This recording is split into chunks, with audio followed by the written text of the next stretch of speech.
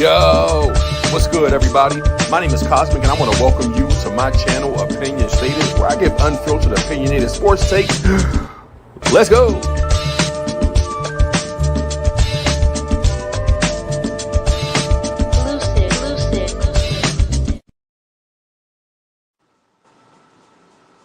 Yo.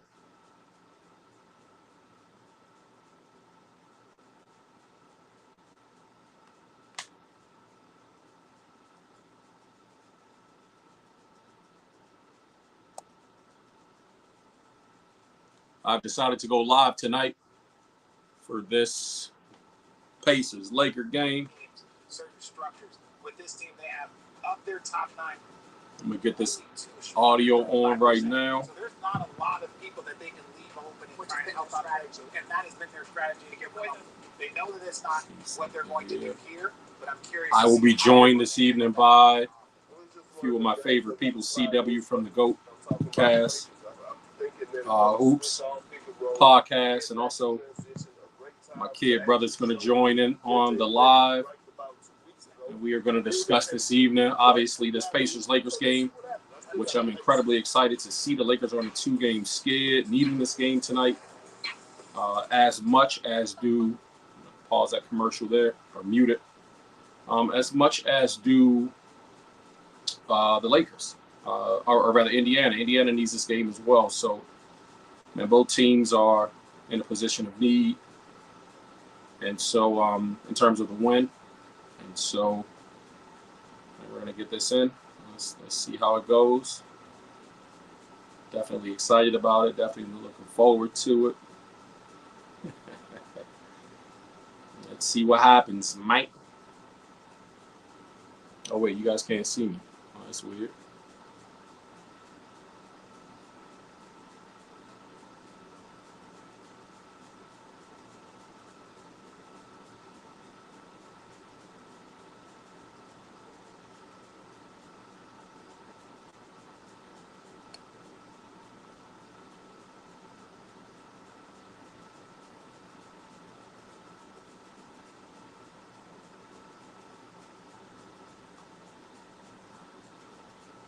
Take that thumbnail down. What's good?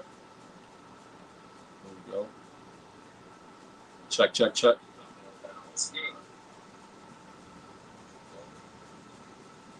Check, check, check. Yep, I believe we're good. Over here, I can still see them when they log in. Yeah, man. So, as I was saying, I am definitely excited, about seeing this game tonight. I don't think these headphones are going to do any justice tonight. I'm going to kill those. Toss those right there. But, yeah, so, man, I'm excited to see this game tonight.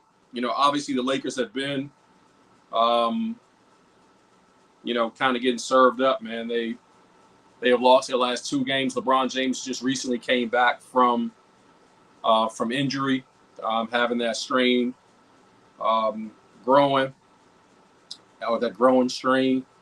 And so what shall come, or what has come as a result of LeBron James' return, I feel like has by and large thrown the I'm sorry, make sure that my volume on. Took a screenshot. Didn't mean to do it. Make sure my volume's turned all the way up. But what that has done is it has, for the most part, it has thrown the Lakers off. The Lakers had gotten into a groove that benefited, Luka Doncic playing his game. Austin Reeves had, gotten into a nice groove, and I feel like everybody has. When you add back a player the caliber of a LeBron, then what that does is, naturally, because LeBron is a person in the the kind of player that has to be incorporated back into and heavily into the offense. And so, for that reason, You know what I mean? You have LeBron James, coming back through. And what that has done is it's kind of thrown them off. You know what I mean? Unfortunately. And so, it is what it is. But they suffered a loss by the Chicago, or at the hands of the Chicago Bulls a few days ago. And then, turned right around and they lost to the Orlando Magic as well. And then, now they have this game tonight where they're facing off against the Indiana Pacers. I said in the previous episode where I talked about the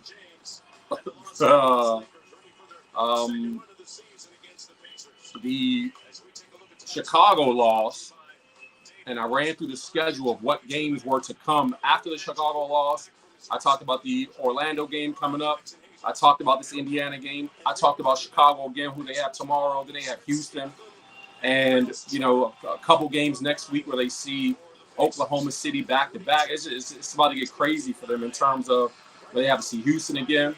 Dallas is now fighting for something. Portland hasn't been eliminated from the playoffs just yet. And so, man, the Lakers struggle against teams that run and get up and down and set pace. So one of the things that I know for sure that I've recognized is that you get these young teams, man, that really push pace, and they present a bit of an issue for the Lakers. You know what I mean? So these teams like to get out and run. But what I've noticed, I've noticed this back when Luka was in Dallas, obviously, that Luka gets off the fast starts offensively. So the thing is like to get Luka off as quickly as you possibly can, and hope that stretches you guys out or stretches them out, being the Lakers, into a good lead. Luka down the lane, 2-0 ball game so far. Let me make sure that my screen is all the way up. Sometimes it can lag a little. But yeah, Lakers up 4-0 so far. So the Lakers typically, if they can get off to a good stretch or a good start and establish a lead early, that bodes well for them. Because in the second half, it just seems like, Luka doesn't have that same energy from the first half that he had in the second half. So I feel like that's just kind of the weapon that you have as a Luka Doncic early is to, before he gets tired, down the lane with a floater, misses it. But Austin Reeves, quick active hands. 6-0 LA Lakers. Like I said, they typically get off the fast starts, man. So this is not surprising. They come out, they play with a lot of energy early. But it's the expending of all that energy that I feel like, comes back to bite them in the second half. You definitely have to be able to maintain that energy for a full game. And Indiana just knocked down a 3, so 6-3 is the score here early in the first quarter. Rui Hachimura, welcome back in the post, operating out to Reeves here on the baseline. So this Laker team is a pretty interesting team. Mostly, like I said, man, if they can get out to an early lead, it kind of keeps them into the space where they can control the pace of the game in the second half. But when they face off against teams that run, that like to get up and down, like this Indiana team, obviously, likes to get out and just run and control pace naturally with this, with their name, you know what I mean? Like staying true to the name. 5-6 is the early score.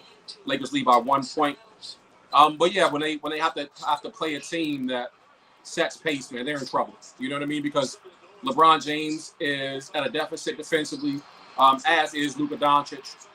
Knocked down a tray from the corner. Now Indiana leads 8-6. So after the Lakers got off to a 6-0 start, they're now subject to an 8-0 run by the Indiana Pacers, who are grabbing it off the rim, man, and pushing pace back down the other end.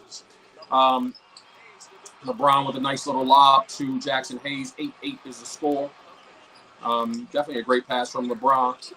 But yeah, when the Lakers have to play against a running team, man, I think the proof is in the pudding for the last 2 games where they face off against the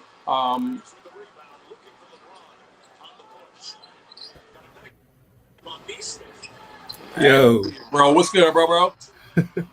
What's going on, bro? Hey, man, another day. So yeah, I got the game going here in the background. Yeah, I'm about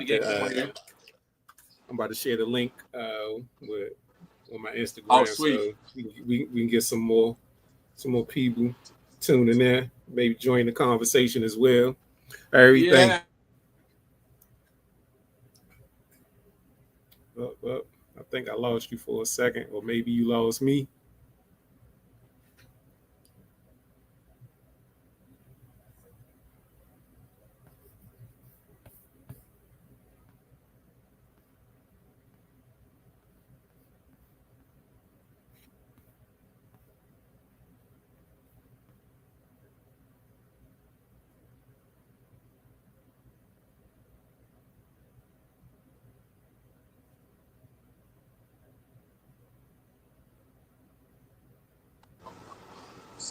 Yo.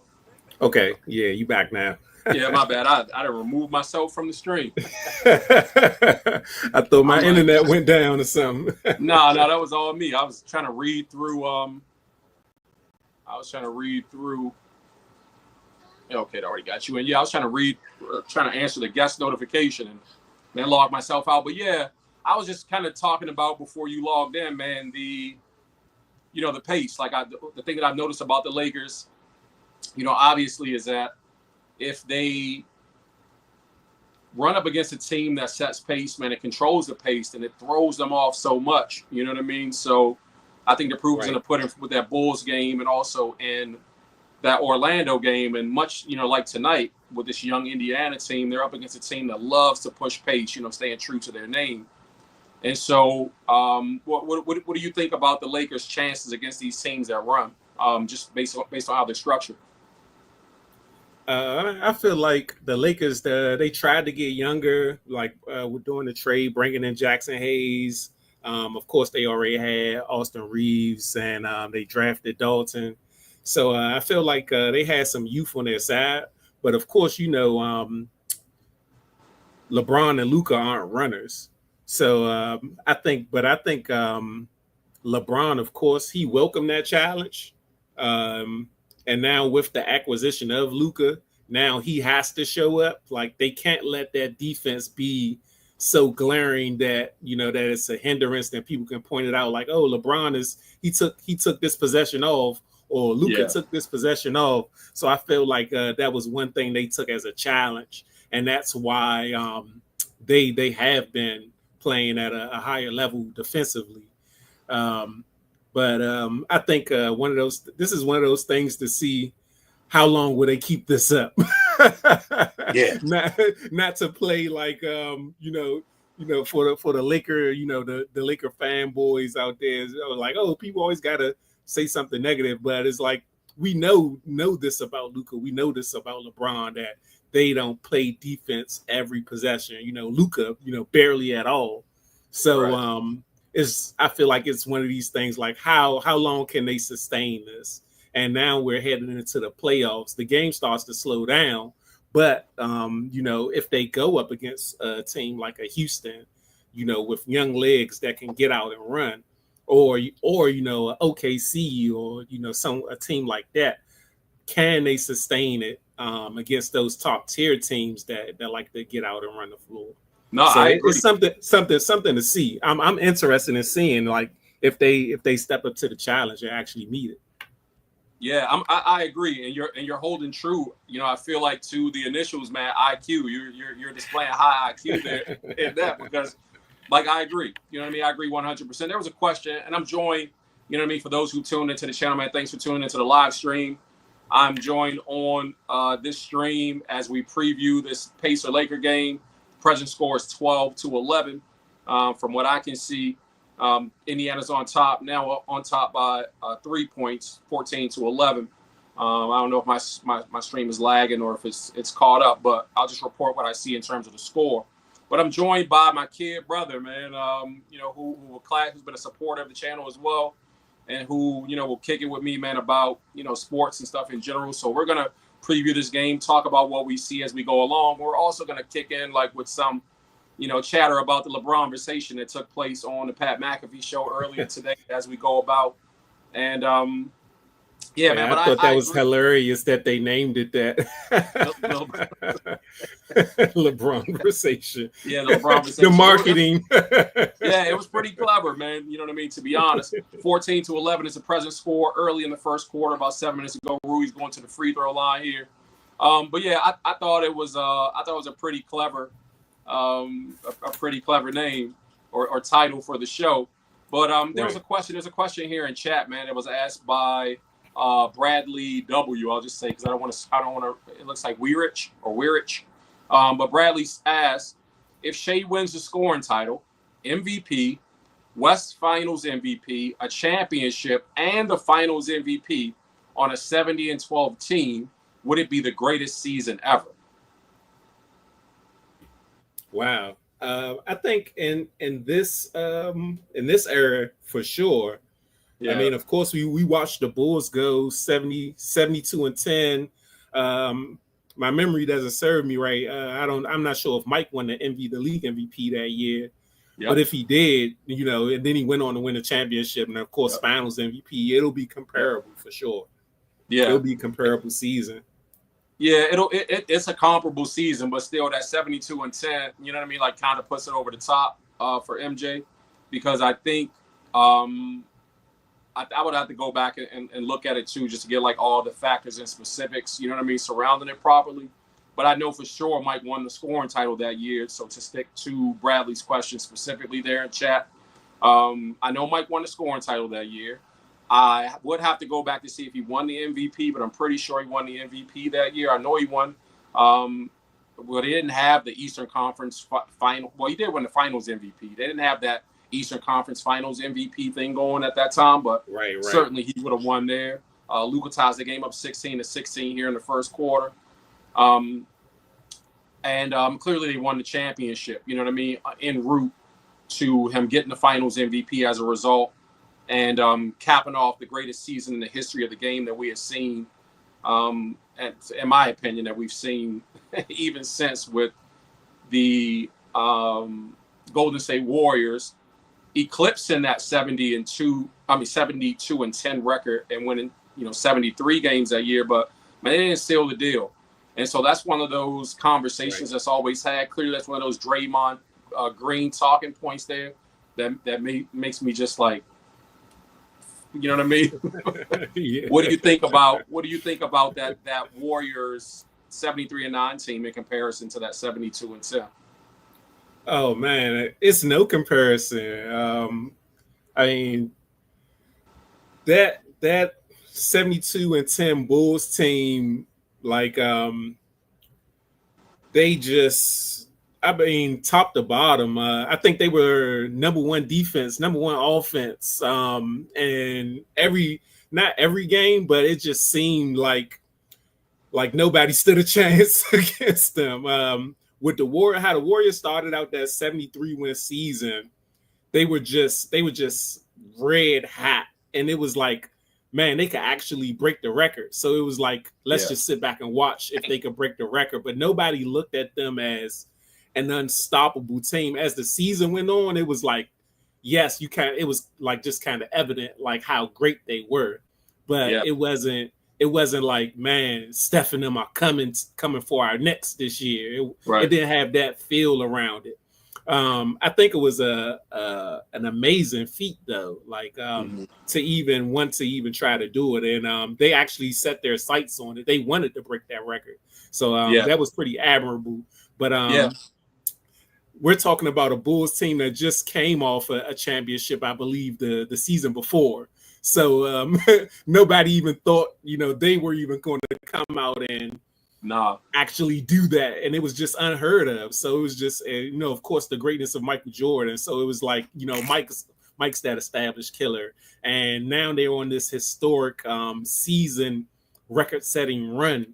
Oh wow, like this could be the greatest team ever assembled, kind of a thing. So I don't think you can really compare them to. It was just like that Warriors team was extremely well coached. They played extremely well together. Not to say that the Bulls didn't, but it was just one of those things like can they break the record? Like no one expected them to even win that amount of games. So it was amazing just for them to do that. But I don't think there's a comparison, and I don't want to just for the viewership. I'm 40 years old, so I'm older, but I'm not like super old. So I don't want to sound like an old man, like, oh man, the Bulls were just that awesome, and the Golden State Warriors can never be as great as them. But just watching watching both of those seasons, I think during that season, that 72 win season, I probably was maybe like 14 years old. So watching it at that age, and with the basketball knowledge that I had then compared to the basketball knowledge that I had now, and just remembering what I saw back then and comparing it to what I'm seeing recently, the energy was just way different. Like it was just like people wanted them Bulls to win all 82 games once they got on their run. It's just like so let me jog your memory. And what's crazy is that I keep forgetting, man, that you are that close behind me in age. So I'm just like, damn, 40, bro. It just makes me feel even older. You know what I mean? It's so crazy, man. I'm like, I want to put you like 15 years younger than me. You know what I mean? Or something like that. But the reality is, the Bulls had the blessing of Michael Jordan coming back to play just 17 games remaining in the regular season. He returned against Indiana. Oddly enough, Indiana's facing the Lakers tonight. In that Sunday game, the world was excited. It was an amazing thing. They go on through that regular season, into the playoffs, and Orlando knocked them off. You'll remember that, right? You're right. The very almost.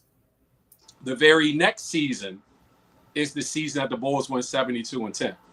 Oh, okay. Yeah, it was a Jordan revenge tour. That makes it even more special because they came back, man, during that very next season. Jordan with a full training camp, full off season to train specifically around the sport and all of that, man. It just, but we're sounding like, you know what I mean? We are sounding like that. Hey, kids, get off my lawn. You know what I mean? Like old. But the reality is, what I try to get. That's why I don't engage in the debates and stuff like that anymore, because really I feel like it's fruitless conversation, because I experienced it.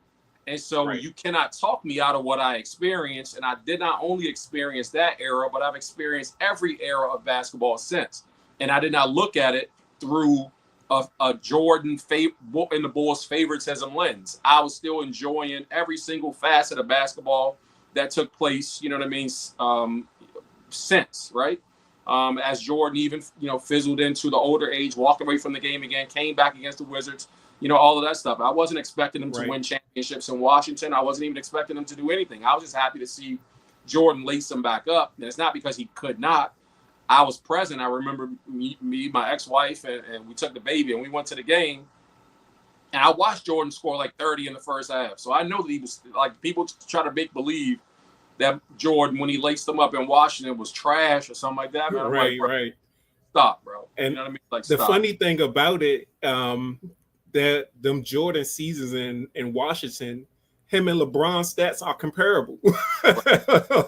His stats they nearly line up together. So it's like when they want to have this LeBron versus Jordan debate, or Jordan couldn't do this when he got older, like Jordan, if you want to make a comparison, Jordan was on, when he came to the Wizards, Jordan was on LeBron's rookie team as far as talent. Where LeBron stepped to in Cleveland is what Jordan came back to in Washington. Right. Like, the only star player they had was Jerry Stackhouse and a young up-and-coming Richard Hamilton. Right. So it's you can't even compare their careers at that age. You're talking about essentially Jordan playing, if there was a play-in, Jordan would have made the play-in. He would have made the play-in during those seasons. Exactly. And there's this interview with Ron Artest talking about playing against Jordan in a pickup game during the summertime. Mm-hmm. And Jordan let Ron Artest tell a story, for all the people out there watching. You can look it up on YouTube. And Ron Artest is telling the story, and he's like, man, Jordan was killing us in his pickup game. He got mad and bowed Jordan in the ribs. And Jordan took the shot, stepped away, came back, it was game point, and hit game point and walked off. And he ain't know at the time that he broke Jordan ribs at the time. But this was literally like weeks before the season started. Mm-hmm. So Jordan was playing most of that season with broken ribs, among other injuries. and still averaged about 25 points. Right. And Ron Artest said out his own mouth, he's like, man, if I didn't break his ribs, he would have averaged more. He would have averaged more. He's playing hurt. So it's like, you know, and I don't want to sound like an old man with that, but it's just, you know, you can't really explain to people the greatness of Jordan if you didn't see it. Like you just had to be there. You literally had to be there. Like you literally, like, you know, it's like seeing a shooting star. I could tell you, like, man, it was bright, man. It had this long tail, man. It was amazing. It shot across the sky, man. And then another shooting star comes across the sky, and you're like, nah, it wasn't like the one. It wasn't like the one I saw. The one I saw was big and bright. It like you could see the fire coming off of it. And they're like, man, you ain't see no fire coming off that star. We just saw three of them shoot by. And nothing. Like I know, I'm telling you, like that star that I saw like 5 years ago was way brighter, and like, you know, people can't grasp it because they didn't see it themselves. So I've come to terms with it. And what people also don't like to admit about Jordan's era, like, people hated Jordan. Like, if you were not a Bulls fan, people despised him. People who didn't even like basketball hated the fact that Jordan was winning all the time. Right. I remember non-basketball people like, I don't like Michael Jordan. It's like, why? Because he just thinks he's so good because he wins all the time. It's like, what? So to speak to all of these people who just think, you know, everybody had all this adoration for Jordan, like, yes, we were like, people loved the fact, respected his greatness. But if you didn't like the Bulls, you hated him. You couldn't stand him. Hope he didn't play the game against your team so your team could win, or hope that Jordan had a bad game, you know, came down on his ankle wrong. Like, people prayed for rain when their team went up against Jordan. Like, people don't understand. So it's like, it's not, you know, Jordan glazing, but it's like, you know, you had to respect it. And it was, and I like to compare it to like, I had that kind of visceral for Kobe. Like, I couldn't stand Kobe. Like, I just hated him. It was like, oh, this dude, you know, he's trying to be like Jordan. But like, after a while, it was like, man, this dude is he's just awesome. Like, it's just undeniable. And you know, as time go on, I'm sure like a lot of these people who are in conversations defending Jordan, they probably couldn't stand him. But like, once you step back and just like, man, like, Jordan, this dude was a beast. Like, And so I want to say something to that point, because I feel like that's, you know, the reason that I've been happy about not being a specific fan of any, because I wasn't a Bulls fan back then. You know what I mean? I just appreciate the greatness of Jordan and watching it.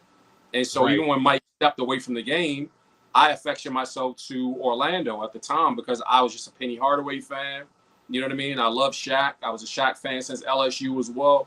And so obviously, you know, Dennis Scott, I played with him all the time on the game, if you remember. Right. You know, so I love Dennis Scott, Nick Anderson. I loved all those guys. And so, you know what I mean? Like, oh man, Horace Grant that came over here with them boys. They tough, right? But I'm talking Anthony Avent, you know what I mean? Scott Skiles, all of these folks that were playing with them. It wasn't just, you know, Donald Royal. It was a whole. I love the team, and so, but I've appreciated being able to go a few years down without not necessarily being affection to a team, because I started a Jersey Nets fan and remain still to this day, I guess, affection to Brooklyn more than anybody else.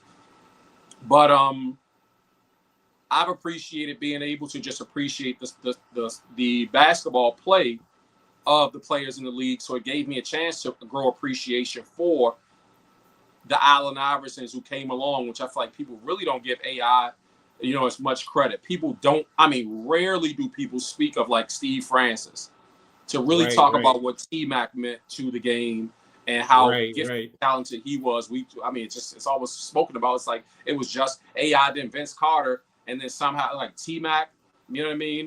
Yao KG. Ming, you know what I mean? Like all these players came through in the Timmy era. Timmy and Kobe rather won the bulk of the championship. So there were so many gifted teams and players, you know, in that era that continued to kind of take the torch and you know what I mean, take the mantle Sure, after yeah. you know Mike had walked away. And oddly enough, you know what I mean, like I said, that still keeps me in the same space of appreciating LeBron's career because I got a chance to see it from his high school games being televised all the way up. And so I've appreciated LeBron's career as much as I've appreciated all those other guys that we like to somehow, or you know, the media likes to somehow forget. The Rashard Lewis's, the Brandon Jennings, you know what I mean? I've spoken Right. about. I mean, Grant Hill, like, yeah, Grant Hill. It's just so many just incredible basketball players, man. You know what I mean? Monte Ellis and what he was doing out there in Golden State, just like so many really good basketball players that I feel like, you know, just, I mean, whatever, bro. They just, unless you talk to a purist, I guess, so to speak, you never really hear a lot of these names. But again, that has allowed me to appreciate LeBron's career, and I never compared LeBron to anybody. You know what I mean? As I watched in those early stages. Right now, presently in the first quarter, Indiana's up 33-28 in this game that we're supposed to be previewing, but we're talking about everything else. And I appreciate having a conversation with you too, because again, it never put me in a space where I was like hating on LeBron or despised him like you brought up folks used to do for Jordan, which the people who weren't around in that era, they don't understand it. And me and Frank are best friends and have been best friends since high school. Frank hated Jordan. Like, so he's one of those people that you were talking about that just hated Mike. Like, bro, I hate this dude. Like, I mean, hated him. So as much as people like to believe that Mike somehow rocked the whole world to sleep and all sports fans to sleep, and we were all just drinking the Jordan Kool-Aid back in the day, like that's not what it was. You know what I mean? It's not what it was. Like people couldn't wait for someone else good to come along to challenge Mike's like his position to compare him. Right. Like that's why to knock Mike off the mountain. Like when Penny came in the game, they were like, he's next. Like, he's gonna, he's the next Jordan. The next Jordan. So it started with Grant Hill. So he's talking Grant Hill, that Grant Hill, Harold Miner, you know what I mean? Those guys who were coming. Harold Miner, again, is another name that people rarely speak about, but it was just because he dunked, you know what I mean? And with athleticism like Mike, that was all of a sudden like, he's the next Mike. And so they were looking, and that's what people have the luxury of not understanding or not realizing in these conversations, is that while Jordan was ascending, the media was literally looking to crown the next Jordan. He hadn't even ascended fully yet. You know what I mean? So this thing where like LeBron's the most polarizing, he's talked about more, people hate on him more. Like it was the same thing. The same conversations were being had around Jordan. It was like he couldn't win. You can't win with a guard playing. You can't win with a ball dominant person. You know what I mean? A guard can't win, or a team can't win with a ball dominant guard centric style of offense, et cetera, et cetera. And so people like to believe that there's somehow this space where Jordan was a selfish player, and because of his selfishness, the team wasn't having success. And I'm like, they made the playoffs the first year the dude walked into the league. And then every year, you know what I mean? Like subsequently until he retired for the second time. Like, what are you talking about? You know what I mean? They never not made the playoffs. Even when he broke his foot his second season, he came back at the end of the year to make sure that they made the play. Like, so it's just a really, really weird kind of rewriting of history that I don't like. And so that's why I say I don't really like to engage in the Jordan LeBron debates. I like to bring up the things that I've recognized as I've watched LeBron's career, though, to say, no, that's not necessarily true. And I can understand the bias sometimes in people's conversation. But the reality is some of the things that are being said, man, are just not true. And so I like to clear up the stuff that's not true. I don't like being called a hater because I'm keeping it real about things that I've seen. And I'm just like, I'm like, motherfucker, you wasn't even around to see, or apparently you weren't paying attention. So because I was paying attention to it, and I'm telling you that how am I a hater? It's really weird, bro. So yeah. But yeah, we're previewing it, man. Like I said, it's the Lakers and the Pacers here, man. We're off talking about all kinds of things. The Pacers presently have a lead at the end of the first quarter. I'm joined by my little bro, IQ, literally blood brother IQ, 40 years old, man. That's crazy, bro. Dang, you just been like, I know the gray's in here, but I just feel super old now. I appreciate you, man, taking the time, man. Tell Courtney and the girls I said I appreciate them for letting me steal you for the evening just talk hoops. But yeah, so the Lakers, man, with that, I'm not sure how many of the Laker games you took in, as we just watched LeBron get a block here on the baseline of a reverse Duncan. Now he operates from the post. The Lakers were playing this really good defense as well from January on. And so I have a premise that I want to share, and then you can let me know how you feel about it, right? So I was telling somebody just yesterday on a post, they were saying, man, what happened? It's like the bottom's falling out and the Lakers can't play defense anymore. And my premise was, because in high school, man, we played a very intense, very, high pressure defense always. We picked up 94 feet. We ran presses. We ran traps. That was our thing. Like full on for the whole game. The conditioning that you have to be in, physical condition that you have to be in to play that kind of defense, man, right. It's extreme. I mean, it takes an extreme level of conditioning.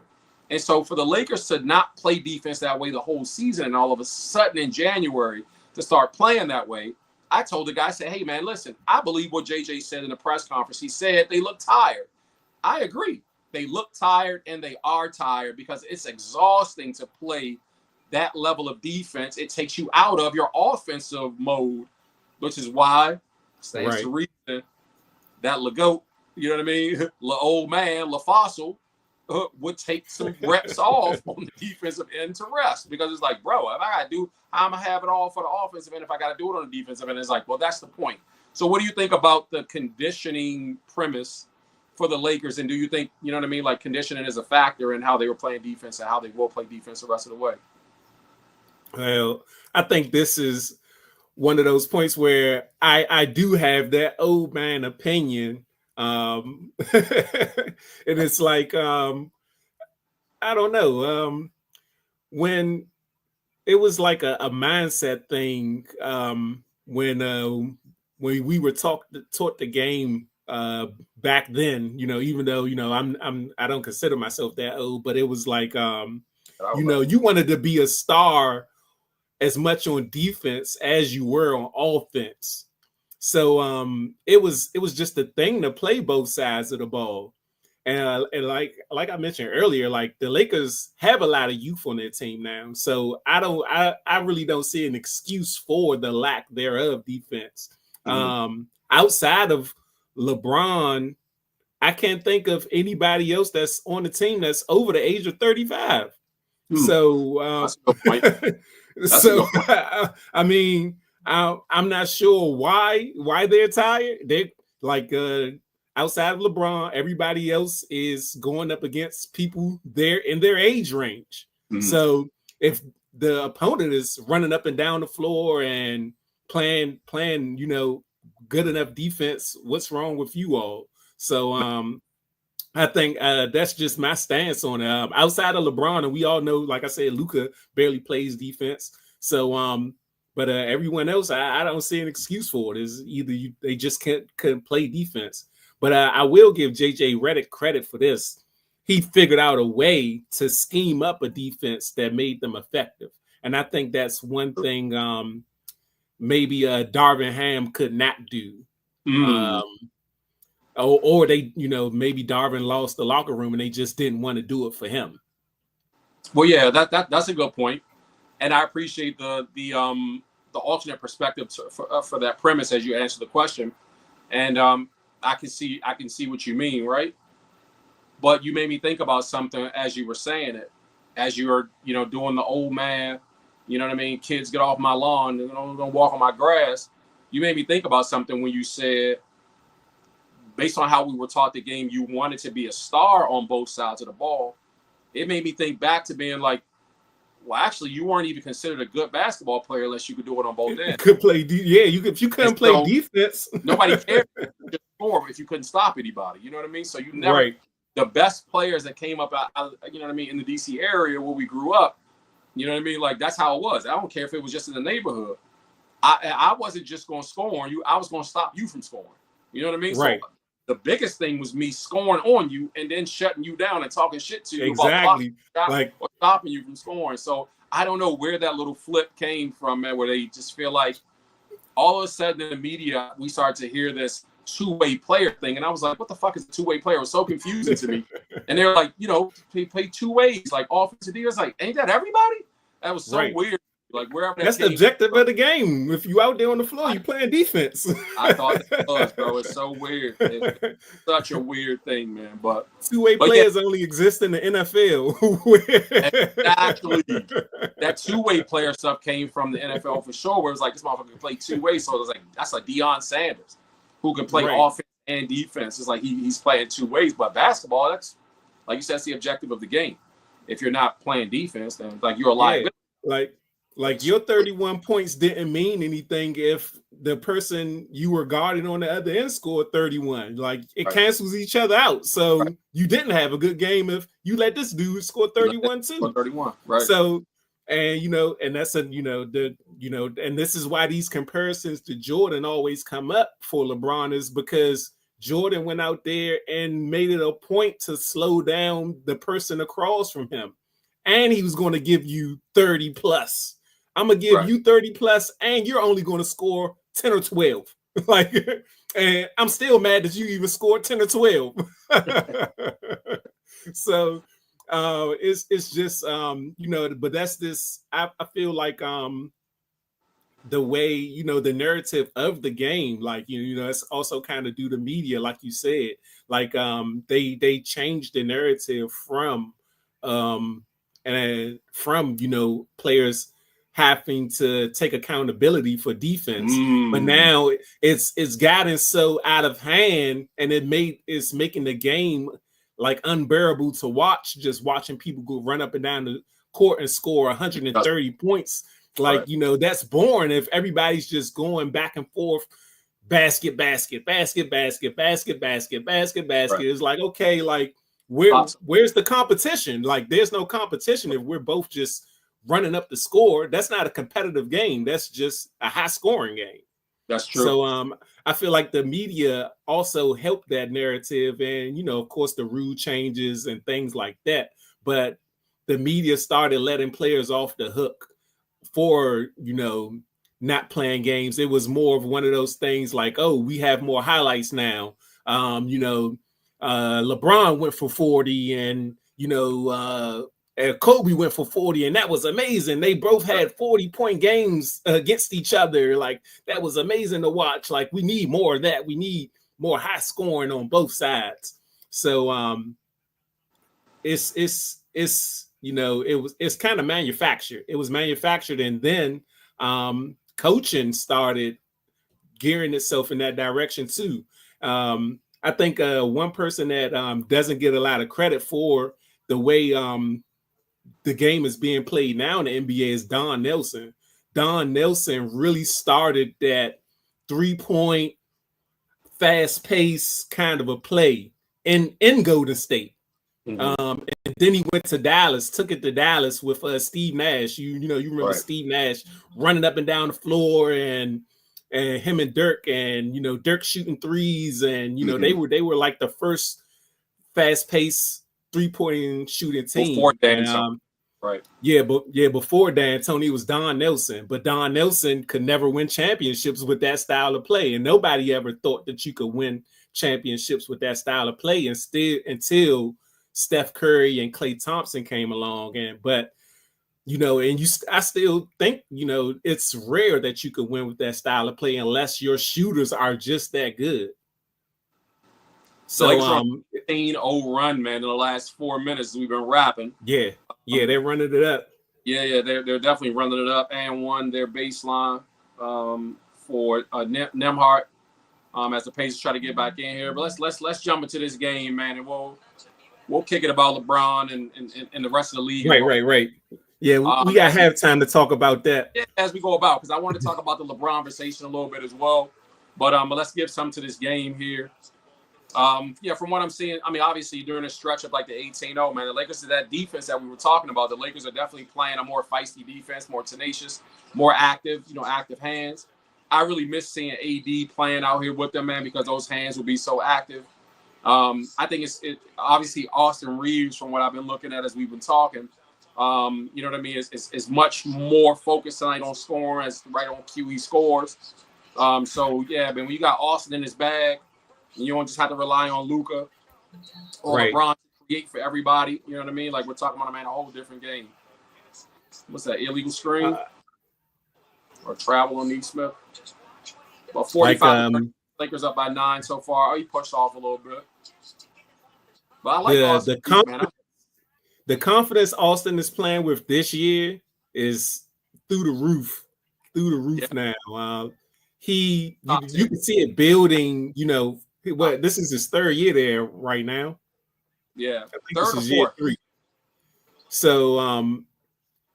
So last year you could kind of see him positioning himself like, I deserve to be on this team.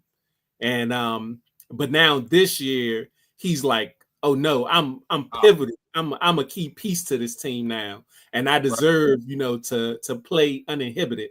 And and that's one thing I will tip my hat to LeBron is that he does encourage his teammates to step up. And he wants his guys to, step up and, get their shots and take control of the game where they can. And I could see, he put that battery in Austin Reeves' back, and he turned it to the Energizer Bunny. So I really like that about Austin this year for sure.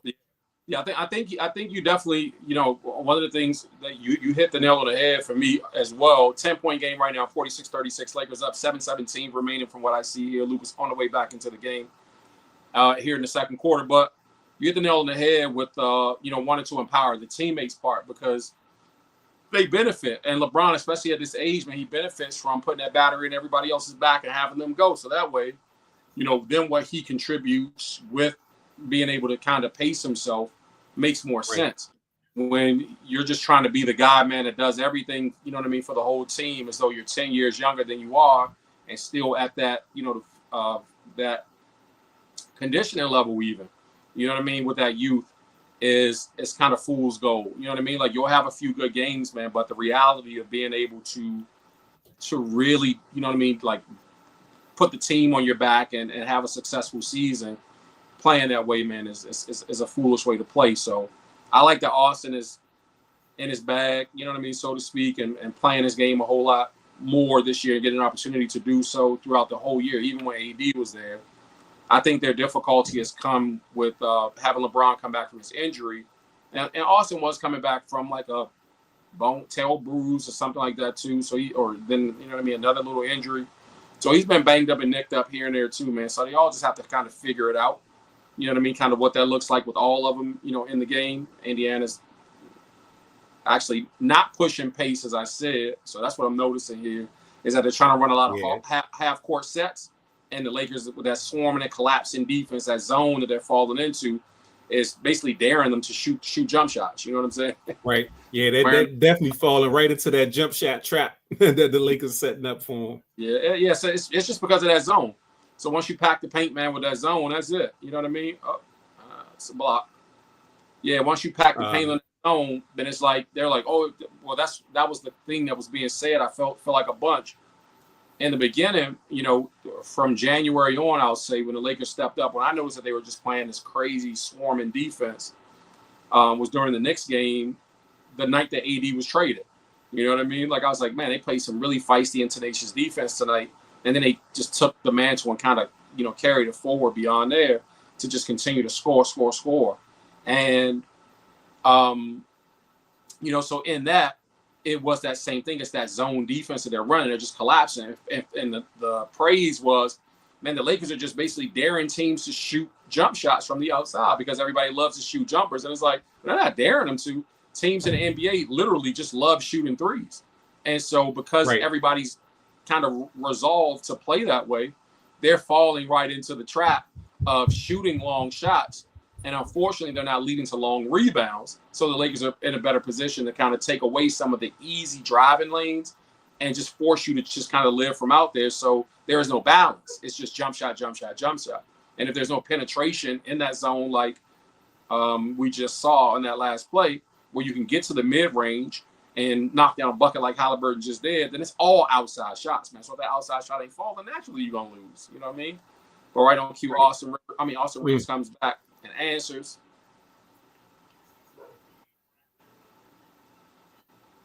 Indiana operating here in the half court. Yeah, you see that? See how the zone is collapsing? They're just running a 2-3, literally. Right. They're just running a 2-3 zone. So I like it. I mean, obviously, that's that, sound the old thing again, but I like my NBA when there was no zone, to be honest. You know what I mean? Because it actually gave more of an opportunity for players to go one-on-one.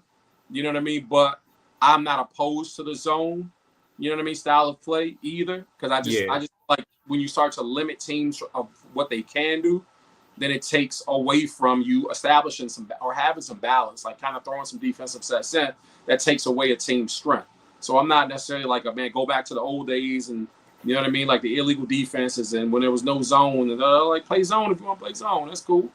You know what I mean? These players aren't athletic enough or talented enough to break a zone, and so be it. You know what I mean? Like it is what it is. The thing that the narrative now is that the players are more skilled than the players of yesteryear. So that's what they. That's what they. And we know what's so funny about that. Even as I mentioned the LeBronversation earlier, what's so funny about that is, LeBron kind of broached that subject matter as well when he was talking about that gather step bullshit. And it's like, bro, that's 3 steps. Ain't no such thing as no goddamn gather step. I would have made it to the NBA if we could take 3 steps and score.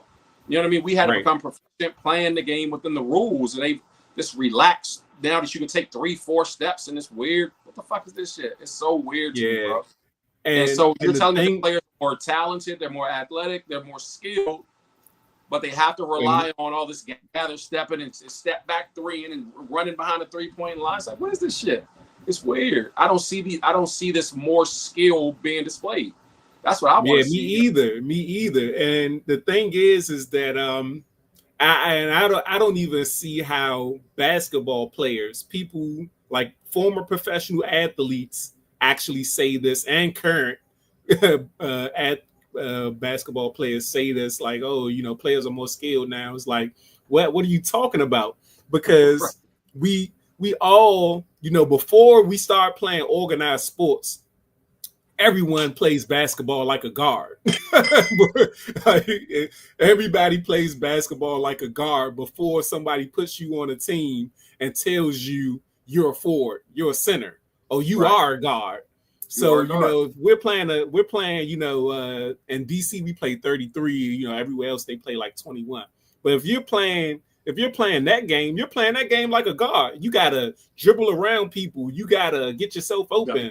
So you're playing. So you're developing those ball handling skills. You're developing, different facets of your game. So you're not playing in a position type role. So by the time you play high school ball, you play college ball, and you're still playing pickup games throughout all of this stuff. So you still have to get open and get your shot. But as soon as you put on that uniform and they throw that ball up in the air, and you 7 foot tall, I don't want to see you try to put that ball on the floor and cross somebody up. Get down in the box and post up. It's a different world. How can you say I'm less skilled because I wasn't allowed to display that ability because the coaching didn't want me to, that wasn't my role. That wasn't the thing, that they wanted on the team. Right. It's a Shaq. Right. Like there's clips of Shaq going coast to coast, handling the rock. Like, so you telling me Jokic is more skilled than Shaq, handling the ball, maybe in some facets of, offense. Yes, he is more skilled than Shaq, but Shaq probably plays better with his back towards the basket than Jokic. Everybody likes to say, Kyrie has the best handles ever. Like, you watch Kyrie clips, him crossing somebody up. You watch AI clips, AI crossing people up. When AI crossed people up, it was no recovery. Right. I still see people recover when Kyrie crossed people up and still be able to challenge the shot. They may not block it, but when AI crossed you up, he was gone. It was it. Like, you better hope somebody was behind you to pick him up. So I hate that whole narrative of players being more skilled now. Like KG could go coast to coast, cross you up, all of that stuff. But He was a power forward. He wasn't allowed to do those things. So you can't tell me that, I can't even think of a power forward that's playing right now on the top of my head that, ex power forward today is more skilled than KG was. Like that's BS. It's BS. It's not true. Yeah, it's just not true. Because I'm gonna take you in the space for like Kemp. You know what I mean? Sean Kemp, as a power forward, was a great ball handler. You know what I mean? Like, so the bigs who were great ball handlers too. You're talking Olajuwon. You're talking David Robinson. You know what I mean? Like, these guys were great ball handlers, and not just like, oh, they can drip and bounce. Like no, they can square you up through the legs. You know what I mean? Do whatever and get their shot off. Right. And, that degree. Footwork. So I agree 100%. And that's another thing. Like these players don't have the footwork of yesteryear's players. Like that was a thing of focus back then. It's like more so now. Like how can I get to my spot? But it was literally like, no, like you gonna learn these mechanics, and through these mechanics, you figure out how to get to your spot.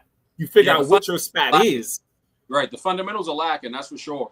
You know what I mean? I'm inclined to agree that the fundamentals, the players were much more fundamentally sound back then. Stylistically, the play is more 33. Right. It's structured, you know what I mean? Like team style of play. It just really is more get you a bucket. You know what I mean? Right. It's okay. You know what I mean? Like that's okay, but that doesn't mean that these players are more skilled, more strong, more fast, more. I'm just like, every time people say that shit, it just pisses me off. Because I'm like, as I was telling a guy in conversation about it, I was like, bro, he said, there were players that were able to. He said there are players. What did he say? He said something like Rory with the 3. He was watching players who could windmill dunk and all this and then the other, and like Jordan could never. I said, bro, I don't know. Like I'm like, you're young. You know what I mean? And so like with respect to your age, what you've seen is amazing. But because you didn't see anything else, you're ignorant. And ignorant just means that you don't know. Ignorant to how gifted basketball players have been in every dispensation of time. You know what I mean? So they're legends of basketball players have been able to do things like snatch $1 off the top of the backboard and leave 4 quarters up there and shit like that, bro. It's like, so athleticism and giftedness and talented players have always existed. How they fit into the era and the style of play says a lot. You know what I mean? So right, exactly. I definitely agree. Dude, shout out to my man Lloyd Blackmore. You know what I mean? In high school, they did not call a foul right there. Luka was not touched, bro. Yeah, man, got right under him. But I watched this dude Lloyd, man, in a dunk contest in high school. Literally from. Now he was on the left side of the basket. This dude took 2 dribbles, jumped, kissed the ball off the backboard, kissed it off the rim, and dunked it backwards. I'm like, what the? I ain't seen nobody do just to hang the deep with a bop, and I ain't seen nobody do it. So I'm like, bro, I've seen people. That's just one example, but I'm like, I've seen players do things that I still haven't seen players in this era do. It's not that they can't do it. I wouldn't be that disrespectful, but I'm saying I've witnessed some things that I haven't seen in this era, bro. And so you're not going to tell me that these players like sure. The era between somebody asked a question that was really powerful. They said, do you realize that the era of time or dispensation of time between 1960 and 1990 is the same dispensation of time between 1990 and 2020? I was like, damn, that's a good point. 30 years, right? And so if cars have evolved, technology has evolved, humans have evolved to some degree. Are we to suggest that athletes haven't evolved since then? Like, no, we're not. We're not going to be that ridiculous. The game has also changed stylistically and kind of how they're playing the game, and that matters. You know what I mean? The rules and everything else, it all matters, bro. And these dudes out here missing layups, man. Siakam blew a layup also. Mathurin and Siakam. Lakers lead 61-46, man. 15-point lead, hanging on to it. 2 minutes and 25 seconds remaining here in the first half.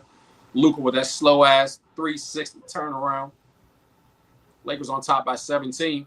And again, this is that thing for me that because I've watched so much Lakers action, especially in these losses here, even though those last 2 losses, they were close in the first half score-wise. But this is what the Lakers do.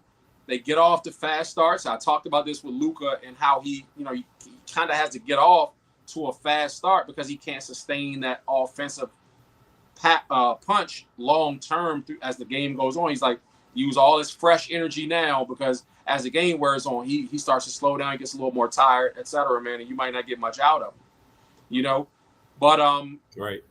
In this era of the NBA, because of how they play stylistically, as we're having a stylistic conversation, a 20-point game ain't nothing in this NBA. Like literally, just last night, I was watching who was playing OKC in the OKC game.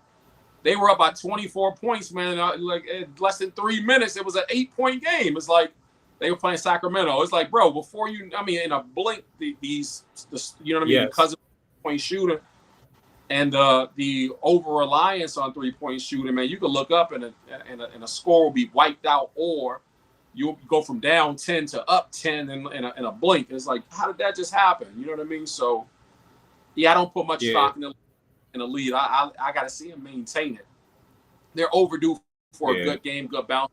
I'm not saying like Indiana's a a powerhouse kind of a basketball team here where they're just guaranteed to come back on these folks. But again, Indiana's strength is controlling pace. And right now the Lakers are controlling pace in this game from what I've seen. And just kind of, forcing them to take the shots they want, like Miles Turner knocking down a 3 right there. 49-63 is the score here. Just under 2 minutes remaining in the second quarter. Austin Reeves just passed it off to LeBron, who's operating across half court. But yeah, man, it's a decent showing so far. The Lakers are definitely playing much better defense right now and playing much more of a patient, kind of an offense tonight. Getting the shots the way that they want it, and promise the layup. Yeah, the Pacers aren't really doing much to stop. You know what I mean? Their defense is lacking tonight. Exactly. So that's the thing. One thing I've noticed about the Pacers, even going back to last year, is that even though Halliburton has been in the league for a few years now, Evan Turner, they still play like rookies. It's like sometimes they don't it doesn't click until their back is against the wall, and then they try to go pedal to the floor, and it's like they wake up.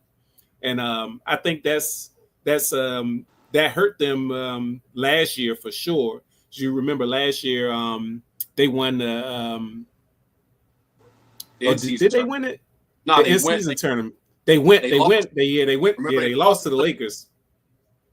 Yeah, but so they started off hot, like went to the in-season championship, but then like as the season progressed, like they kind of just went down, and then as the playoffs started to get closer, they tried to pick it back up.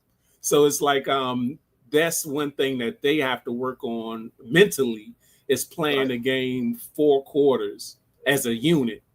And that could be a coaching thing as well, like is why they're failing at that. Yeah. But that's one thing I noticed every time I watch the Pacers is like, they don't start playing good until they're like kind of forced to play good. Yeah. Yes, it's about finding their rhythm. You know what I mean? Luka is just fucking amazing. He's got 19 points here in the first half, 66-51. It's like Miles Turner, Halliburton. I like that they're bringing along Ben Mathurin and kind of giving him, like a bit more run. Siakam, I like that acquisition of Siakam last year. I feel like that helped them a whole bunch. For sure. I feel like Miles Turner has literally taken a weird kind of a step back, which is really strange because I expected his trajectory to kind of keep, to keep up. Expected him to kind of take a leap, and he's just been kind of playing like, like, yeah, right. But I love, Benedict Mathurin. I love little Benny Mathurin, man. He's U of A product, so I got a chance to see a lot of him when he was out here playing college ball. Him and Dalen Terry. Dalen Terry's mom would come out to my show on the weekend. This was before I even knew, you know what I mean, that Dalen was her son, which is crazy. I've known his mom for years out here, but yeah. So I love that he's getting a chance to kind of, you know what I mean, like make more of a splash here, on this team.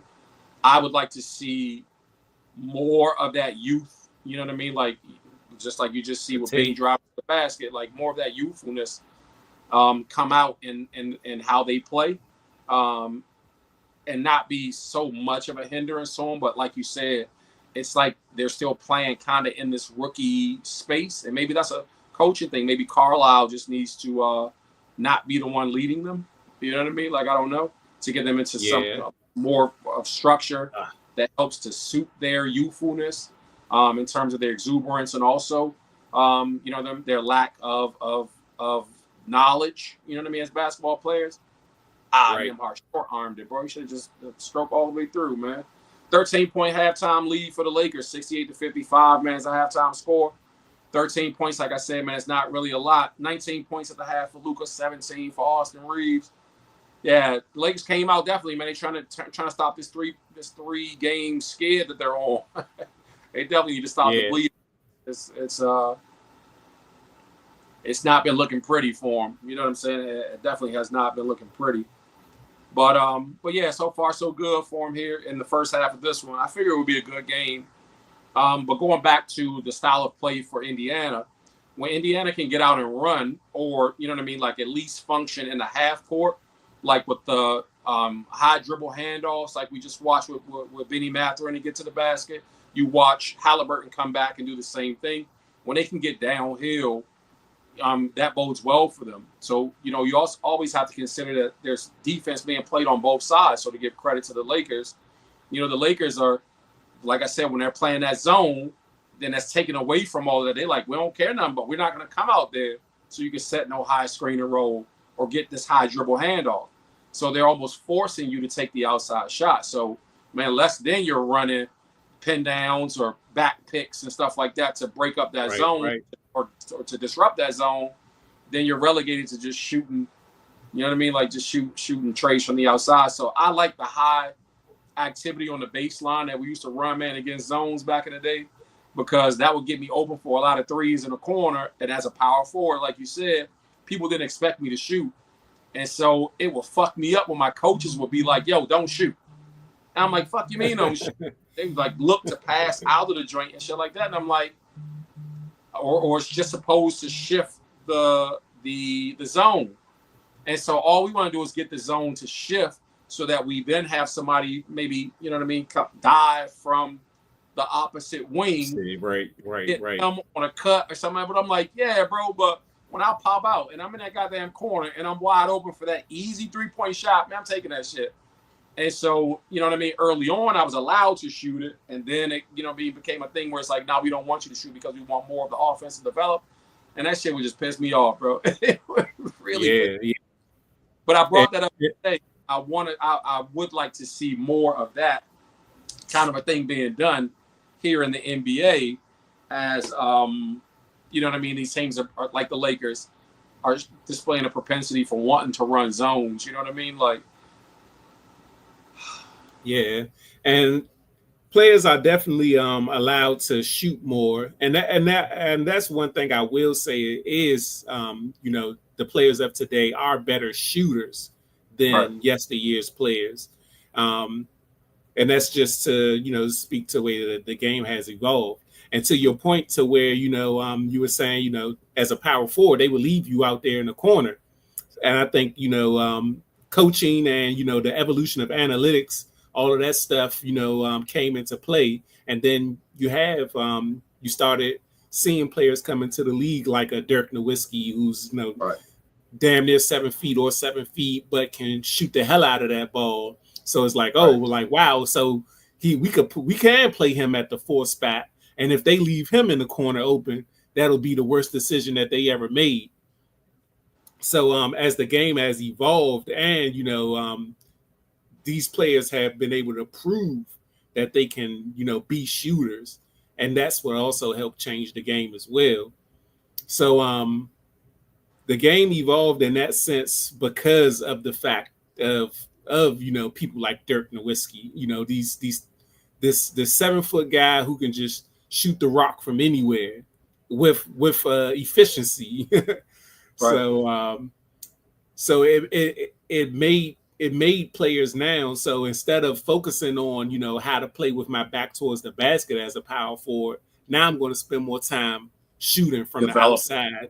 Shooting the three ball instead of learning how to post a player up. My footwork got to matter. How to which way should I spin towards the basket? How can I create my version of the dream shake to get open and right. pump fakes, and my hook shot and all of that stuff went out the window. And but I feel like if players had just a little bit of that stuff come playoff time, like it would just be an entire, like the game would be that much greater. Can you imagine if trying to play against a player like Cat, who can shoot the rock, but he's also 7 foot and a big dude. So it's like you gotta double team me in the paint. And if you leave me open at the 3, I can knock it down. Right. Oh my gosh. Like Cat would be unstoppable if he had that in his repertoire. So it's like these kind of things, like, people who saw the game back then get mad at. This is why Shaq picks on players like Cat. Picked on it was somebody else who was another big man. I can't think of Shaq always. Yeah, and B, like, this is why Shaq picks on them dudes, is like, because Shaq is looking at y'all like, man, these dudes are amazing shooters, but they also big. So if they could play like me down in the box and step out there, right, and then you got these other players on your team. You got Tyrese Maxey on your team to take Embiid as an example. You got somebody who can put the ball on the floor and get in the paint, which will allow me to step outside and actually be able to take that shot as well. I got Tyrese Maxey going off. He can drive the ball and shoot the ball as well, but the ball is flowing through me down through the paint.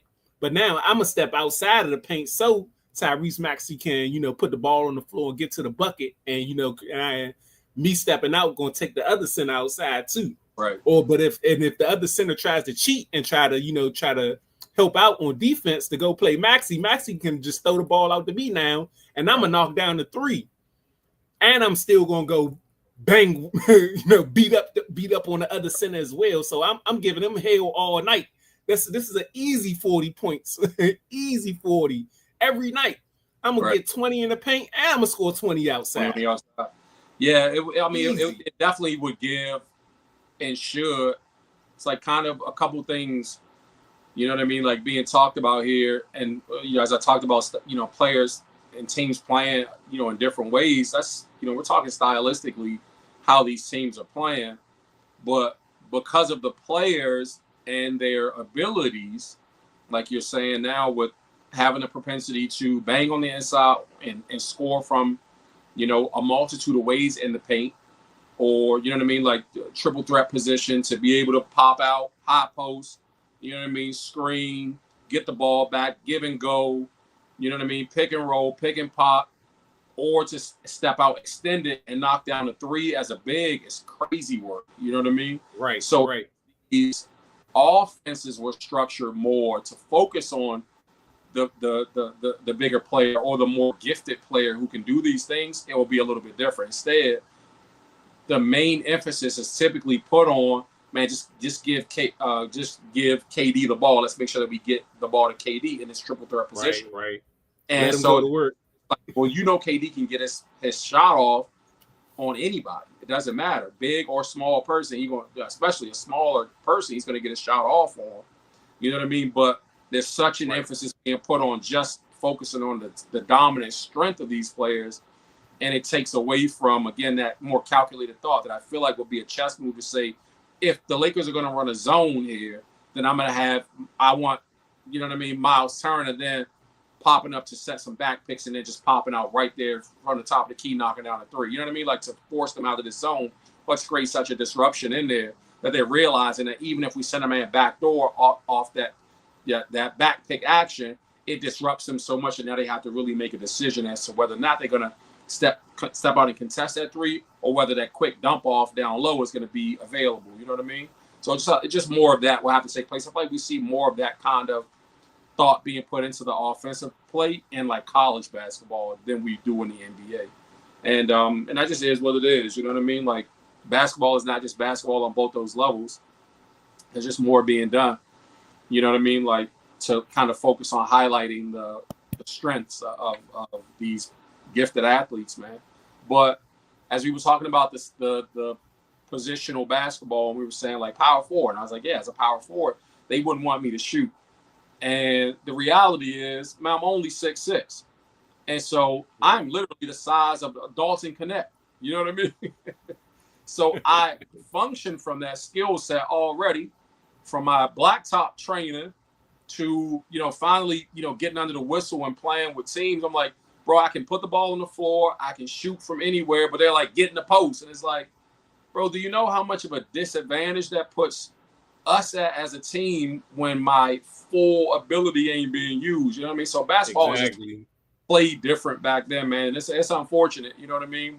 And again, so because of that, though, I don't hold that against today's generation and be like, well, y'all some shit.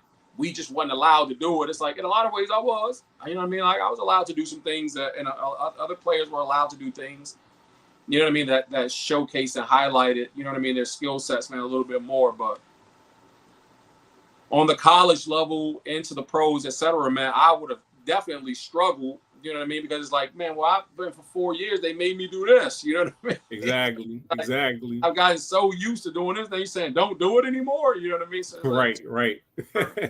Unlearn all of that stuff, man. It's crazy. I think that's ultimately why I decided not to accept any of those offers to go to school, man. I was just like, bro, I'm tired. You know what I mean? Like, I'm sick of this shit. I'm sick of this shit. I just want to chill. But yeah, man, good basketball talk so far. So I know while we still, man, on the tail end here of halftime, you took a look at the LeBronversation, and what's your biggest takeaway from what you saw? I like it. It kind of it gave me a little bit more insight into LeBron's journey. I like the fact that Pat McAfee allowed him to kind of start from the beginning of his career and kind of walk through all of the years. He touched on a lot of different situations. Why he left Cleveland, arriving in Miami, and him being able to maximize his potential there, and then going back to Cleveland and doing it there. And I think it was really insightful from it was good to hear LeBron's version of history, if you will, because he rarely speaks about these things in its entirety. Like we may get interviews where people may ask him about one instance here, but they all may be spaced out. So like let's take the him leaving Cleveland the first time and going to Miami. When he first gets to Miami in one of his first interviews, they may ask him, oh, why did what happened in Cleveland? And he'll just talk about it in that space. And, you never hear about it again. And then, same thing, leaves Miami. He may never even, he may have never done an interview to even discuss, the Miami situation and what took place and why he decided to leave there. So it was good to hear LeBron's version of what happened. And it also, it gave me clarity, and a little bit more into his personality. One thing he did talk about was the decision, right? And he didn't understand why people were so mad at him for doing it, and I think it was just, and he still doesn't understand it. From based on his answer, he was just like, I wanted to do something cool. Like I said, I never went to college. I didn't get a chance to have the whole I'm going to this school moment, and that was the moment he was trying to create. But what LeBron doesn't understand is like you can't create that moment as a professional. Like, moment is for college. That's why. Like, yeah, that moment is for college. Like, you don't make a spectacle out of you going to another team, especially when the team that you're on, you're homegrown. They love you there. You've been winning. You haven't won the big one there, but the fan base loves you. Everybody's rooting for you to win there. Like, and what LeBron said, it was like, you know, people took the decision and used that as, you know, they were just waiting for something negative to say about him, because up until that point there was no negativity around. It was like, no, because everybody was rooting for you. That's why, like, that's what you don't understand. Like, people were rooting for you in Cleveland. Like, they wanted to see you win in Cleveland. Like, we love the fact that, you know, right, like, we love the fact that, you know, you had that moment in Detroit where you scored 25 straight points, and like that was like amazing. Like, oh yeah, like this kid is amazing. Like, yeah, stay there, stay in Cleveland. Like, you gonna get it. Like, just keep it up. We see it in you. We see it in you. And then you like, you know what? I'm tired here. I'm out of here. And I think I want to leave. And not only do I want to leave, I want to make a spectacle of it. So, so for the viewership, what LeBron doesn't understand is that it looked like you were shitting on them, like F y'all, like, I'm out of here and I'm going making a whole show. like this is how I'm piecing out on y'all. I'm going to make a whole show about it. Like, when you could have just like, you know what, like, I'm not cool here and I'm going to Miami. And then, you know, that next season, you know, get those questions like, why didn't it work out in Cleveland? Why did you decide to go to Miami? It's like, you know, well, I felt like I maximized everything I had here in Cleveland. Front office wasn't going to change to give me what I felt like I needed to win. So I just decided to go to Miami. Wow. But you wanted this cool moment because you felt like you were robbed of it because you didn't go to college. Like, you decided to do this. It wasn't something, you know, that, you know, somebody forced you into or any of that stuff. Like, and this is why people are mad at it, especially the people of Cleveland during that time. It's like, man, like, you had so many people rooting for you to be successful in Cleveland, but you left it. And not only did you leave, you made a spectacle of leaving. So it was kind of like a spit in the face towards Cleveland. And that was one thing I didn't like. I was like, come on, LeBron, like, you still don't get why people are mad about the decision. I definitely respect it. Like, yeah, you know, you have that right to want to create a moment for yourself. Like, you know, if you know, we all had opportunities to create moments for ourselves, I'm sure, you know, we would take advantage of it. But you still have to understand optics. Like, optics matter. Like you're missing out on the optics, LeBron. Like, it just was in poor taste for you to do that. Right. At that moment, you're like, you're homegrown. Like, you just like you pissed on your hometown. That's what it looked like. He doesn't understand the optics of that, and that was perfectly summed up, bro. And I agree with you 100%. And that kind of annoyed me. You know what I mean? As I watched that LeBronversation today, that annoyed me as I was watching it, because I was like, you know, even in the space where you spoke about Stephen A. Smith, he still doesn't understand. And then as I listened to him talk about that point, I was like, I'm saying the same thing about LeBron. Like, he still doesn't understand. And so it speaks a lot to his immaturity. You know what I mean? And in a lot of ways, he's still that way.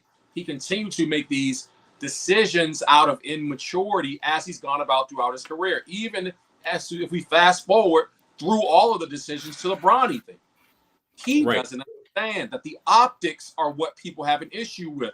Not that we have a problem with Bronny. It's just the optics, bro. It's how you went about doing it that we're saying is problematic, because there's a prestige and a respectability with the NBA all this time that everybody has understood, and you're disrespecting it by doing this. Exactly. Like, well, he deserves it. It's like, no, he doesn't. He doesn't deserve to go against what has already been in place. Like, that's not cool, bro. And so he doesn't understand, bro. He doesn't understand the optics, and he's so immature in that regard. Second half right underway, man. 70-59 is the score here. 10:35 in the third quarter. Decent game so far. Here come the Pacers. Miles Turner with a dunk on 61-70. Yeah, I just made me and the other thing I wanted to point out in that LeBronversation, what was it? I took notes on it. Hold on, it was a couple of things that I was like, oh, I got to make note of this for when I get on the live stream with bro to talk about. Let me just pull up my notes. It was just LeBron made a comment about becoming the face of the league. So Pat McAfee asked him about like, was it your goal to become the face of the league and yada yada yada? And LeBron was like, no, I never really thought about it. He's like, I didn't wake up one day, was brushing my teeth, like, I'm the face of the league now. Yeah. But he was saying like he felt like he stepped into that position because after Mike retired the second time from the Wizards, that it was a player-fan disconnection. None of the players wanted to step into that role during that time. So it was like a void, like they didn't want to be role model players. And I was just sitting there like, what the fuck are you talking about, LeBron? Like, who are you talking about didn't want that? Like, you still had Kobe playing. You still had Vince playing. AI was playing. Like, it was Tim was still playing. Like, what are you talking about? like Steve Nash, Dirk Nowitzki. Like, the league was littered with talent. Like, what are you talking about? Like, what are you talking about? D Wade was emerging. Like, what are you talking about? Chris Paul, like, Melo. So many great players were still playing. Like, that wasn't a part of your draft class. That was before you. Like, that carried the league after Jordan retired. Like, so what do you like these? Like, the people think the NBA fell off after Jordan's first retirement. Like, not the first retirement, but after that 98 championship, after Jordan really retired for good, didn't leave to go play baseball, after he retired for real, not leave the game, but retired. People think the NBA dropped off. It did not. Like, the young stars came in and picked it up. And not only did the young stars pick it up, the players who were stars during Jordan's era was still busting ass. Like, Barkley and them was still good. Like, Karl Malone and John Stockton, like all of these older players that were still playing was still relevant. So I don't get like what LeBron was talking about. Like, what are you saying? Like, it was never a drop off. Like, the drop off really just started happening in the last 10 years. Like, with in this shoot the fucking air out of the ball era. Like, this is why viewership is down. Like, viewership actually either stayed the same or went up.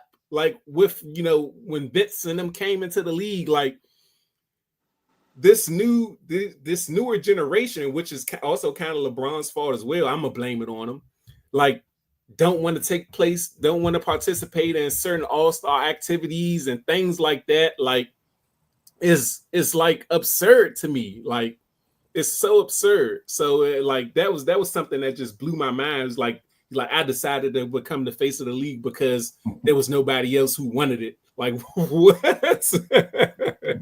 What are you talking about, man? Like, stuff like that was like a. I really wish like other players chime in on at least on like that part of it, because that's like so disrespectful to like KG, Paul Pierce, like all of those players who were still very great, who were dominating at that time. Like, he's like, what? LeBron said y'all ain't won it, cuz. And that's how he stepped up and took over and became the face of the league. Too bad y'all won it. You know what I'm saying? Big point there, IQ. I got my man CW, man, that just joined the stream also, man, from Go Cast Hoops. Appreciate it. Good, brother. How you feeling? I'm good. We just got off. I'm sorry we haven't streamed in a while, so I had to stream on the podcast channel. No, it's I all had to good. make sure I got over here. So sorry for being tardy, but I'm here. No, it's all good. It's all good, bro. We're just watching the game. It's actually 69-76, man. Just went to the half. Indiana's making their push to come back. As we were talking about before you jumped on, we were, really just going through kind of our thoughts on the LeBronversation with Pat McAfee today and some of our takeaways or the lack thereof. You know what I mean? But to a point that I made in the first half, right as the first half ended, I was talking about how, with just a 13-point lead, man, the Lakers and they're being able to sustain these leads. It's not. I'm never confident in them because it seems like every other team makes adjustments at the half, but the Lakers are unable or incapable of making a substantial adjustment that matters. And I think that's where attrition kind of kicks in, and they get a little bit tired. CW, just so you know, man, IQ is my younger brother, man. He's a young 40. You know what I mean? On here, man, making me feel even older. As soon as we get live, I'm going to dye my grays, man. As he got me here.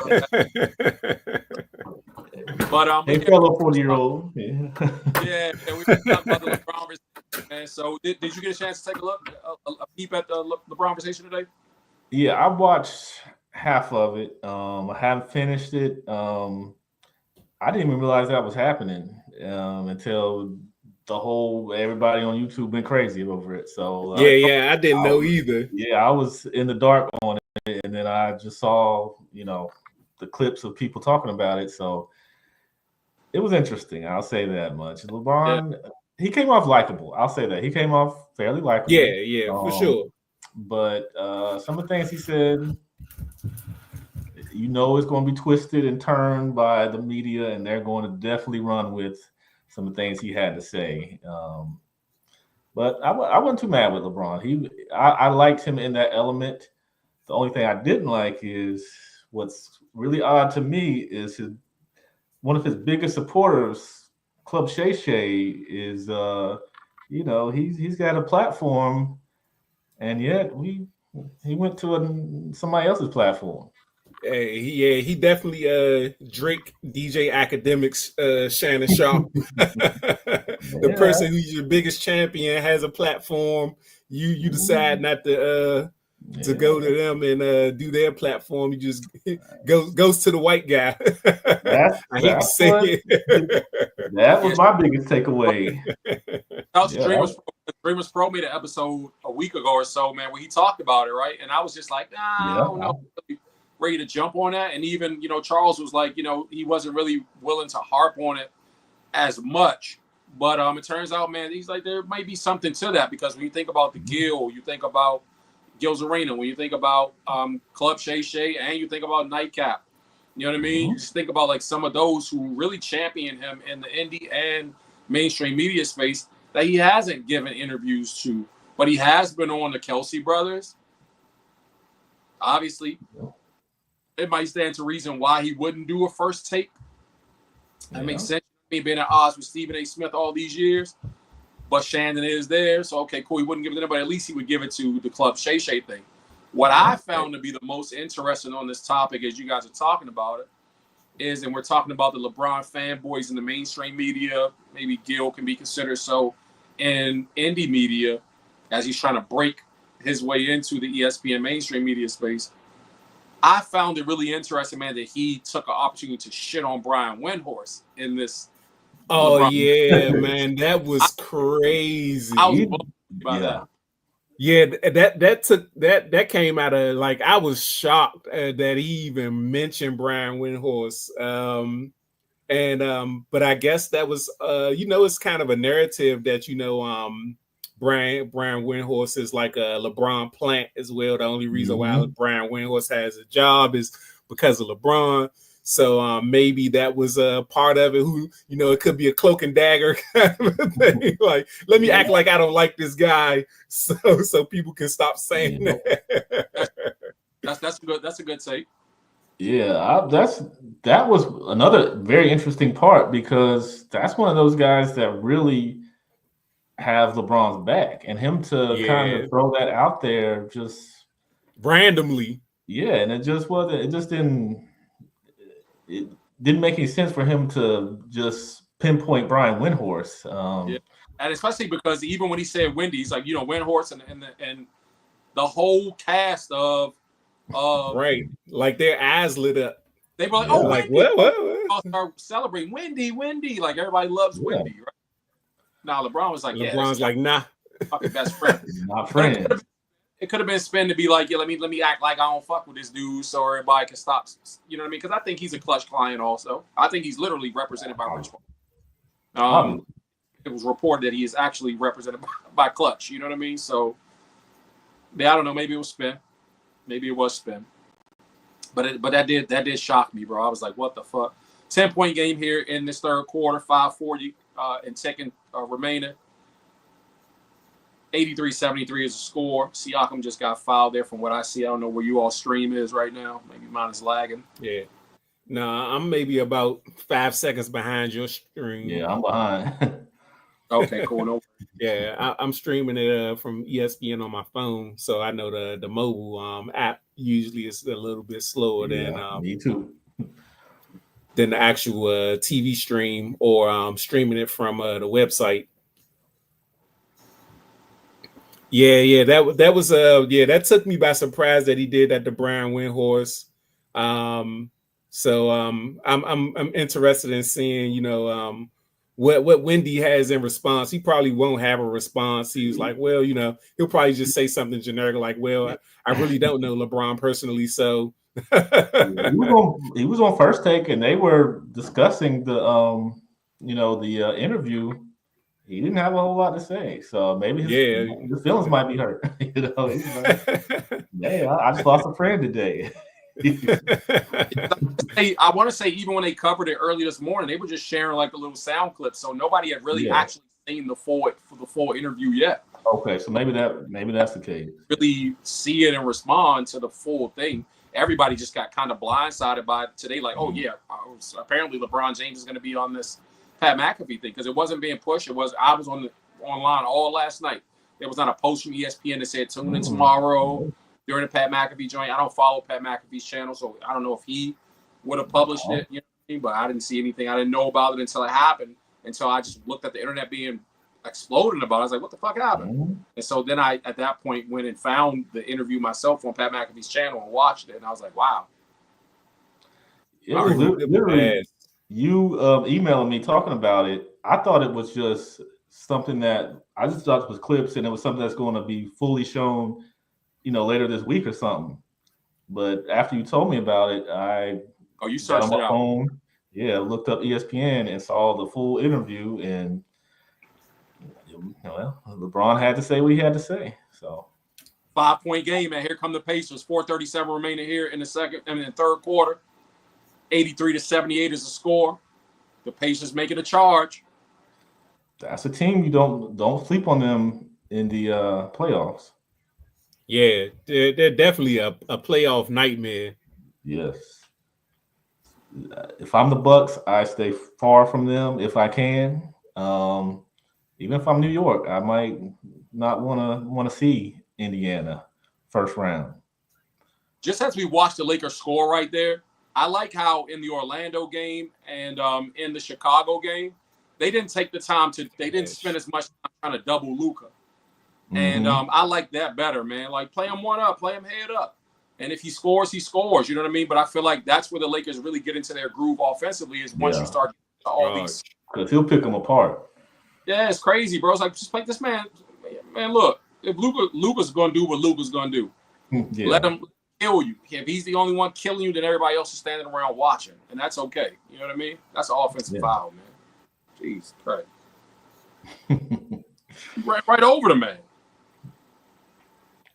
And that's what we were talking about on the podcast tonight, where LeBron said Giannis would score 250 points in the 70s, which we know was an exaggeration. But my point was Giannis would probably foul out by the third quarter in the 70s because he can't run over players like he does now. He can't just put his shoulder down and run into them. He's going to get so many offensive fouls. He's going to have to change his whole style during that time. So. Bro, that was so disrespectful, bro. That was so disrespectful. That was so disrespectful, bro. I mean, you got the likes of Bob Pettit and all these guys, you know what I mean, playing back then, like grown-ass men. Yeah, you got Artis Gilmore. You got Kareem. playing big, bro. So it's like, come on, bro. Right. Yeah. Wilt. Yeah, Wilt. I mean, even older Wilt, he was throwing the sky hook into the stand. So, Right. Wilt's a beast. You know? Yeah, Yeah. that goes back to something me and Cosmic was talking about earlier is how they this narrative that today's players are more talented, more skilled than yesteryear's players, and it's like that's just a bold-faced lie. You can't say that. My point was that yesteryear's players weren't allowed to showcase; they had to play the game in their position. So Yep. So I use KG and Shaq as an example. Like there's clips of them going coast to coast with the Rock, handling it well. Like nobody could steal the ball from them. Like so clearly they had ball handling ability, but because they were power forwards and centers, they were not allowed to do that kind of stuff. So you can't really make that assumption that these players have more skill because now KD is 7 foot tall, handling a rock coast to coast, and coming up and pulling up for three.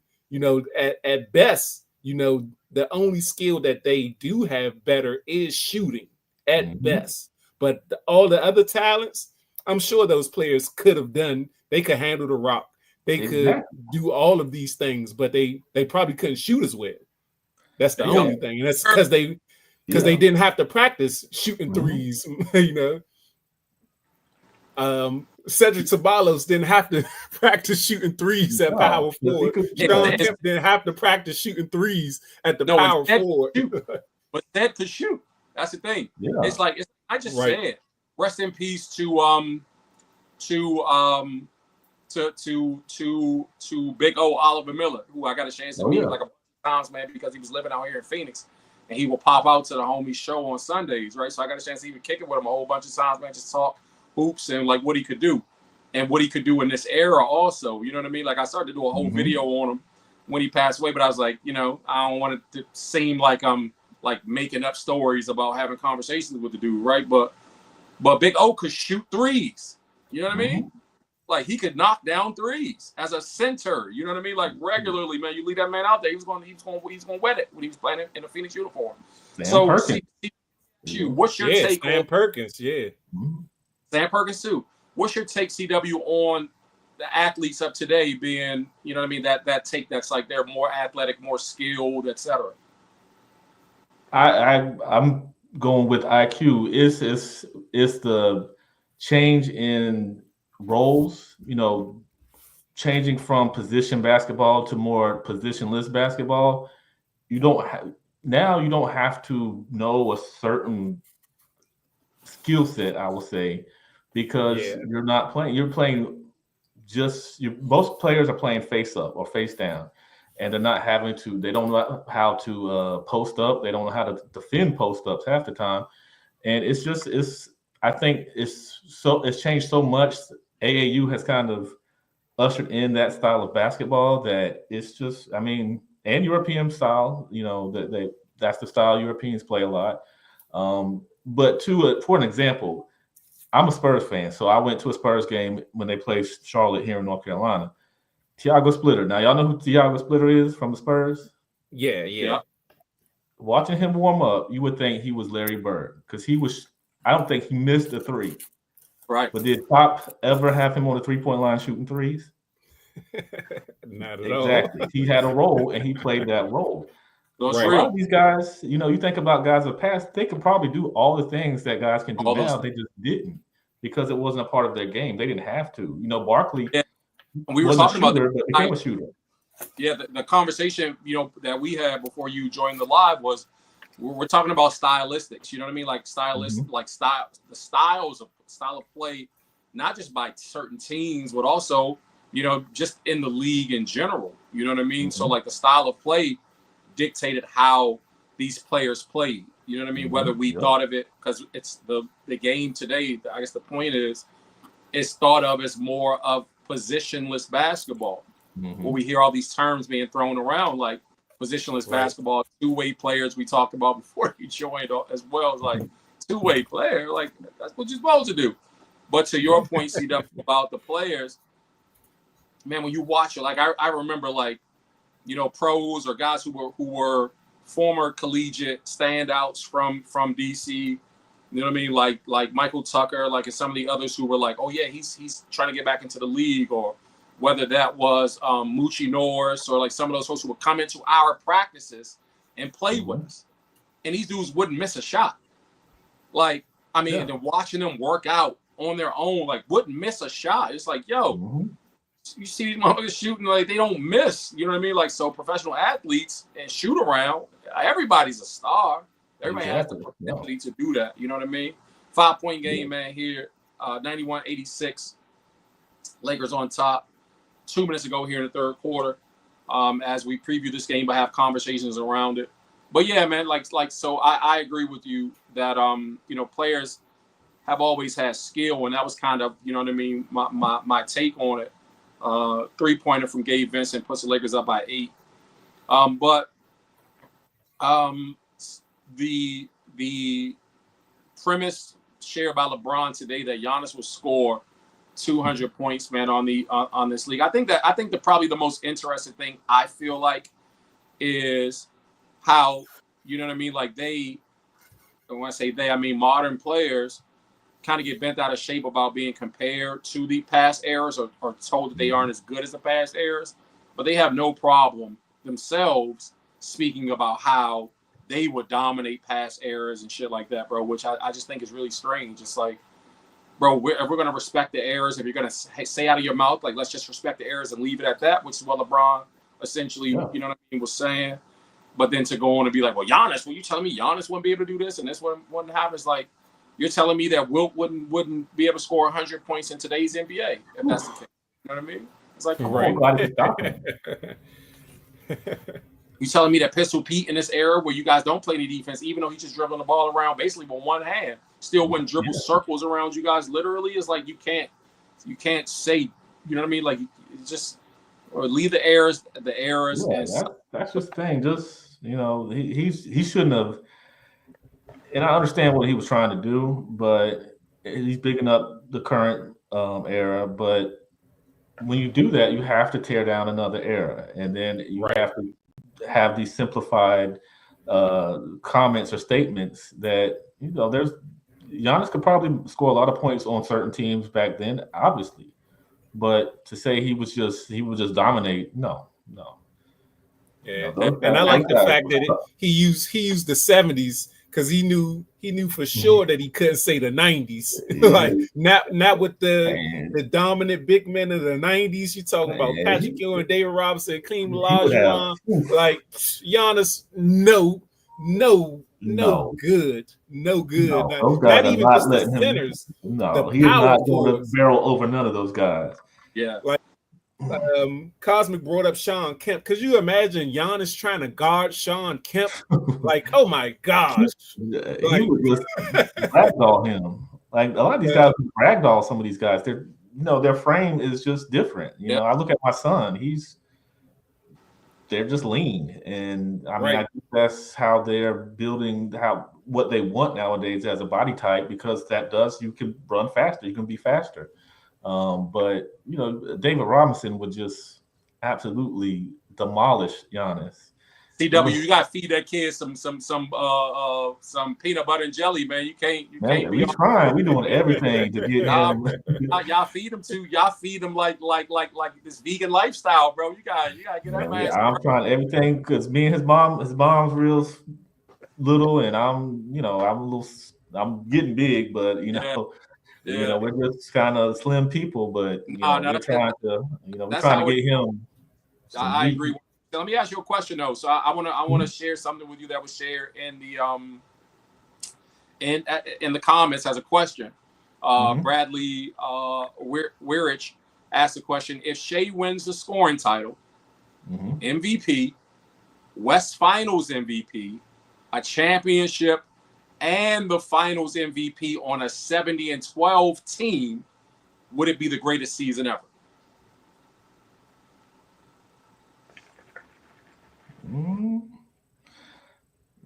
That's a good question.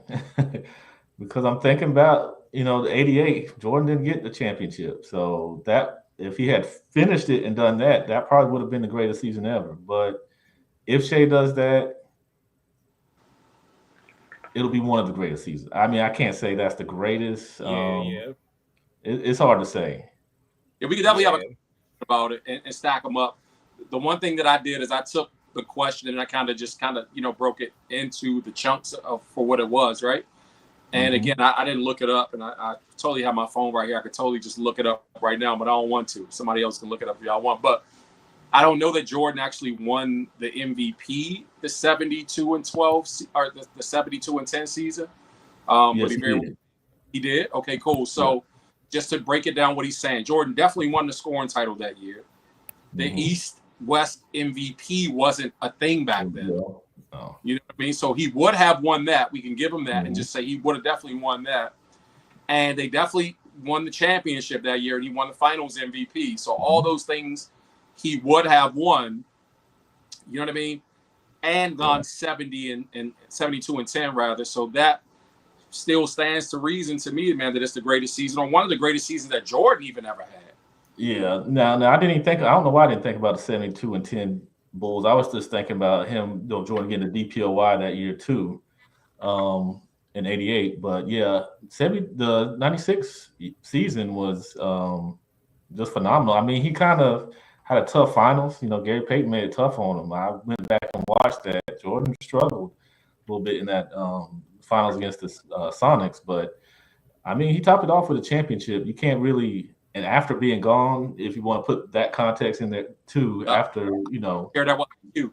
I had to share with him. Yeah.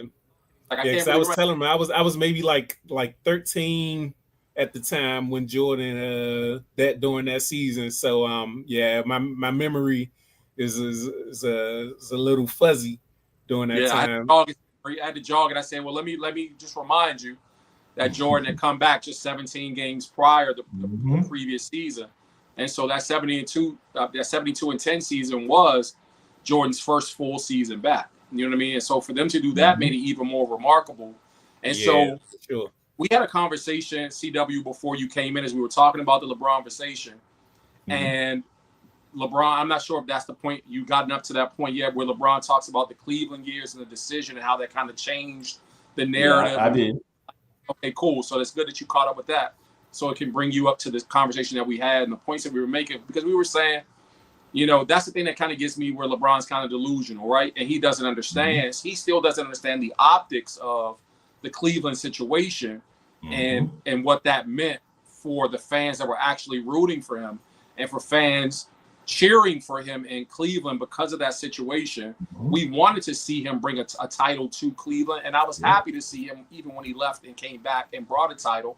But the story was a much better story with LeBron being in Cleveland, fighting his way through, taking his lumps, losing, having to figure out how to get over and over the hump, get beyond the juggernaut that was Kobe, or the stiff competition that was Kobe. That was Tim Duncan. Dwayne Wade emerging, doing his thing in Miami. Right. Chris Detroit Bosh doing his thing in Toronto with his team coming. They were a playoff team. You know what I mean? Melo doing his thing out there. I believe it was. He wasn't in Denver yet, or was he? I don't think he was in Denver. He was in Denver. He was still in Denver. Yeah. So it was so much that was still happening in the league. But I'm saying, as a basketball fan, I wasn't a fan of any team rooting for them. But that was the era of my Nets. You know what I mean? With J. Kidd and Richard Jefferson and those guys. And so there was a not a disdain for LeBron, the way that people want to go back and rewrite the script now to say that people hated LeBron back then. Like, nobody had a reason to hate him. So what do you think about those comments that he made about the Cleveland years and the justification for coming? Yeah, I'm not. I think people think I'm a LeBron hater. I'm not. And his story would have been flawless almost. He would have been. I don't think as many people would have, hated on him, like he said, if he had just stayed the course with Cleveland and just, did what, you don't have to follow Jordan's footsteps, but you look at him, you look at Kobe, the struggle was what really elevated them. And then, Right. him saying, look at the teams I had. I've heard him throw that little dig in there for Cleveland. I'm like, because I was a feather. hindsight is 2020. Yeah, hindsight's 2020. So those players were good when he was playing with them. They were 60-win teams. You can't say they were a bad team and they won 60 games. That doesn't happen every season. You can't say a bad team won 60 games. But hindsight is 2020. And some of those players didn't live up to what we thought they would be when they were playing with him and then beyond. But I just think that people were justified for what they did after the decision, because I think he drew emotions from fans. I mean, the fans were so behind him. He said that's the first time he's left, Cleveland or Ohio, was going to Miami. So, that's all they knew was that was their champion. And him to just come up there and say, yeah, I'm taking my talents to South Beach. Of course, that was a gut punch to all these, because they want to see, they believe in him being their champion. And, Right. That's just like, if Jordan had left the Bulls and say, I'm going over to, play with Larry Bird because, I can't beat him, he wouldn't have the history he has. So I think it's just the way he did it.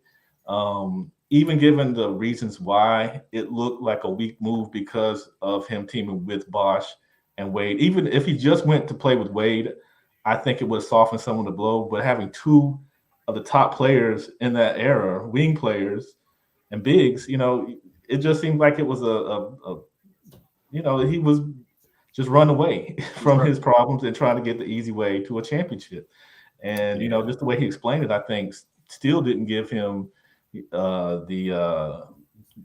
doesn't help him. It doesn't soften the blow at all, because, if he just said, I needed to learn this mentality, I need to get around guys that know how to win, or an organization that knew how to win, then I would feel a little different. But he's just saying, Cleveland wasn't building the right team. Look who I was playing with.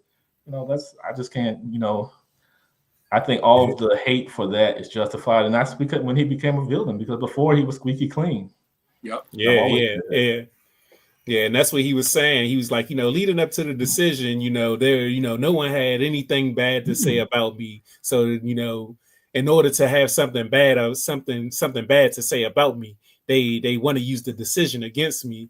And I was telling Cosmic, I was like, LeBron just doesn't understand how that looked. Like you said, like he was their champion. Not only was he Cleveland's champion, like people like me, like at the time, like I didn't, like I still don't have a basketball team. Like I grew up, like I said, I was like 12, 13 during Michael Jordan's run, and I just loved to watch Michael Jordan during that time. So after Jordan retired, I just became a basketball fan. I think I just had favorite players, like Tracy McGrady was my favorite player. So I was rooting for LeBron. Like once LeBron came into the league, like me and LeBron are the same age. So the fact there was somebody my age, fresh out of high school, going to the league, like I'm like, oh yeah, like I'm like he's me and I'm him. Like I want to see him succeed. So I'm rooting for him.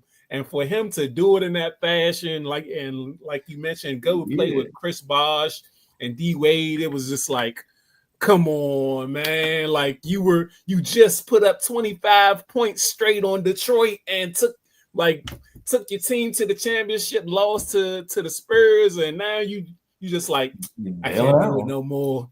I give up. Like I know, that's what it seems like. And it's like another interview, like from way back when, where he said, what also made the decision, an easier decision was the fact that he kept running into Boston and their big three. And I'm like, them dudes was old though. like they were on the downside of their prime. Like they were out thinking, like, something that LeBron mentioned during that podcast. He like now at this age, I outthink everybody. It's not just about my physical ability, I outthink them. KG, Ray Allen, and Paul Pierce was the youngest out of those three. Like KG and Ray Allen just outthought, they had a higher IQ of the game. Like, yes, they could still do it in some capacity physical, but they just knew the game so well that they could just perform. That was not prime KG at all. Right. So if LeBron would have just waited until they had that little bit of gas that they had left in their tank faded, it just would have been like nobody to stop him. And it was proven like how he just kept going back to the finals, back to back. Yep. Like giving it to Toronto, giving it to the young Boston team, just giving it to everybody. Like he had no one in his way. So it was just like, come on, man, that's just like a poor excuse. Like it's just a poor excuse. And then he also said, I never got a, that moment where, like college kids get where they just get to announce what school they're going to. So that was another thing, why I did it. It was like, you don't do that in professional sports though. That was that also left a bad taste in people's mouth as well. It's like, you're like, this is unprecedented. Like you're holding a whole press conference to announce that you're going to a new team. Like what? And, like this is weird.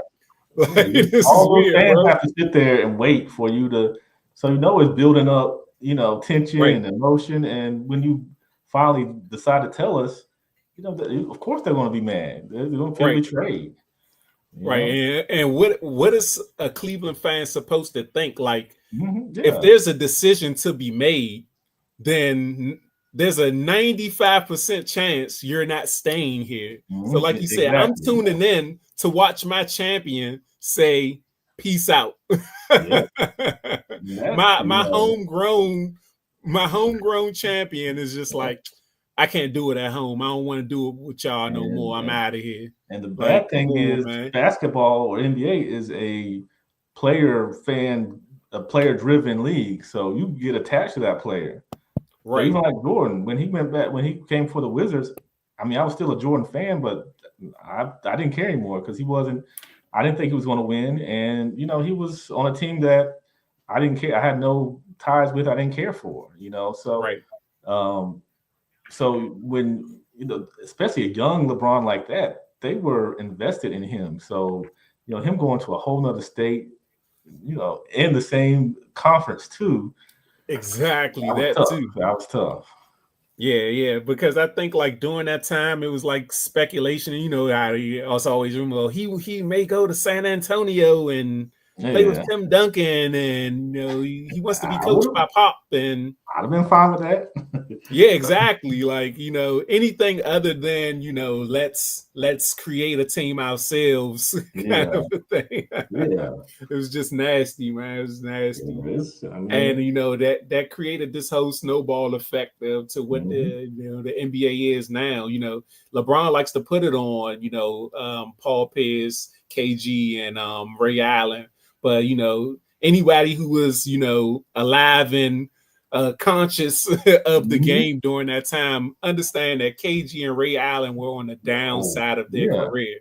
And we knew that they only had like a 3-year window to do anything. Right. And so to double down on that, what he said was, or basically in justification, he said, they didn't just have a big 3 to make it to justify his move. He had a big 4 because people don't like to give Rondo his credit, et cetera, which I thought was a really weird comment, because I'm like, well, that goes against you too, because you had the team over Rondo at some point. You know what I'm saying? Exactly. but Rondo came, he was homegrown. He came, from the draft. Drafted, yeah. Right. Yeah. So So I just thought that was funny. So, but on the note of the hypotheticals, right? So from the question from chat, I want to ask y'all this. I asked this question to somebody else to when I was on the Format podcast with Bruce and those guys. Caller called in and he was, singing the praises of LeBron, and he was kind of going in about how, we here in the indie media space just can't wait to spew hatred for LeBron, et cetera, and which we obviously know is not true, but we're gonna call a spade. And so I asked the question. I said, obviously to your statement made me think about it, CW, about the storyline, because that was my premise before you joined the live. But the question that I posed to him, and a hypothetical that I want to pose to you guys is, Johnson C. Smith graduate on the live at IQ. I don't know where you went to school, CW. I didn't graduate from HBCU. North Carolina A&T. Johnson C. Smith, that's North Carolina?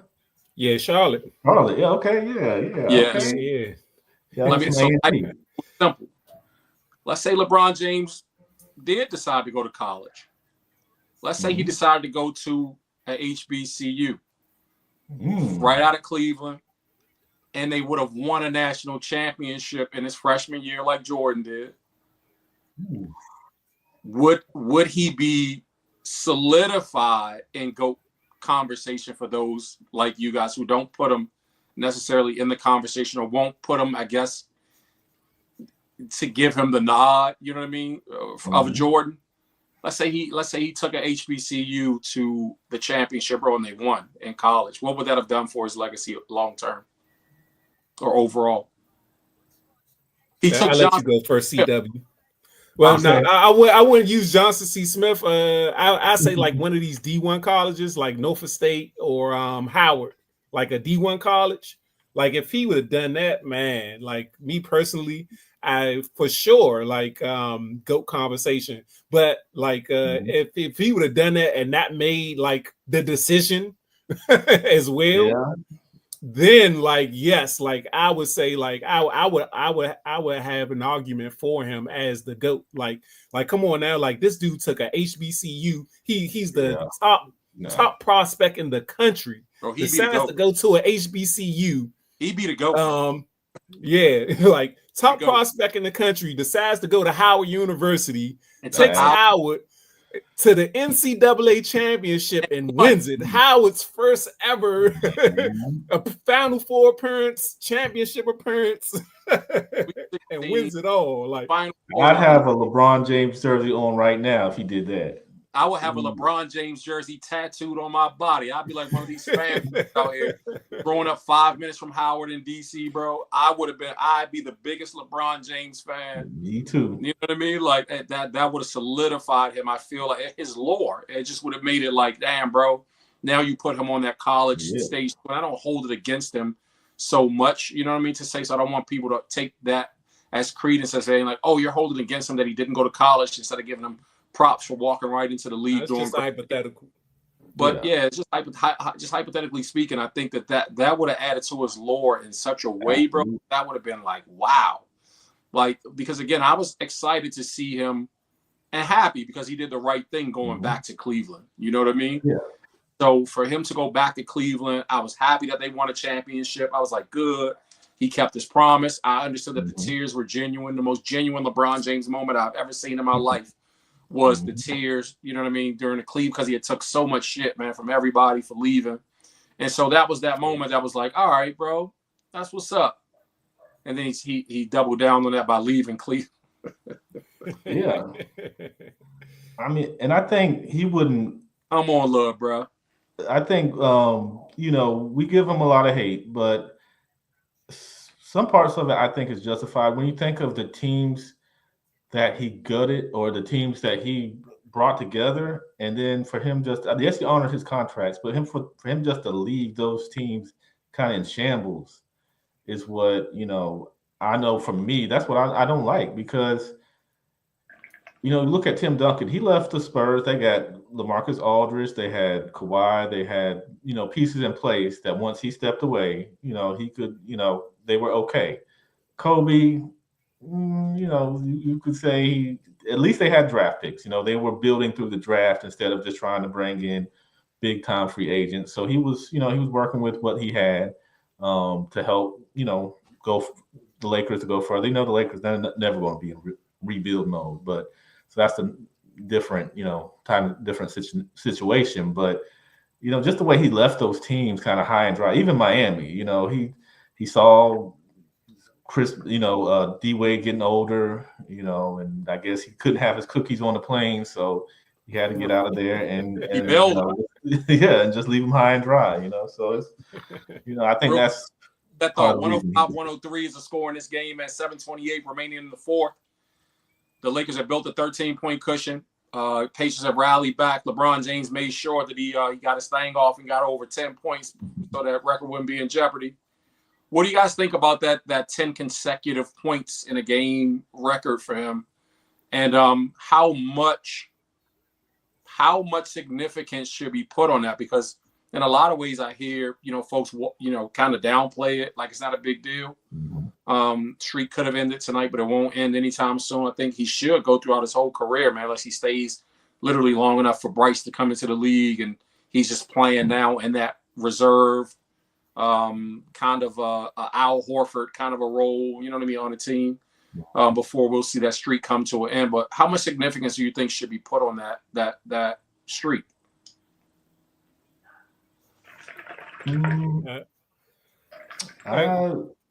It's a good streak. I mean, it's tough. I mean, as the older he gets, I think that's a tough thing to do, all for any game, and just even games where he probably can't get up to it. It's like we're playing Charlotte. Who cares?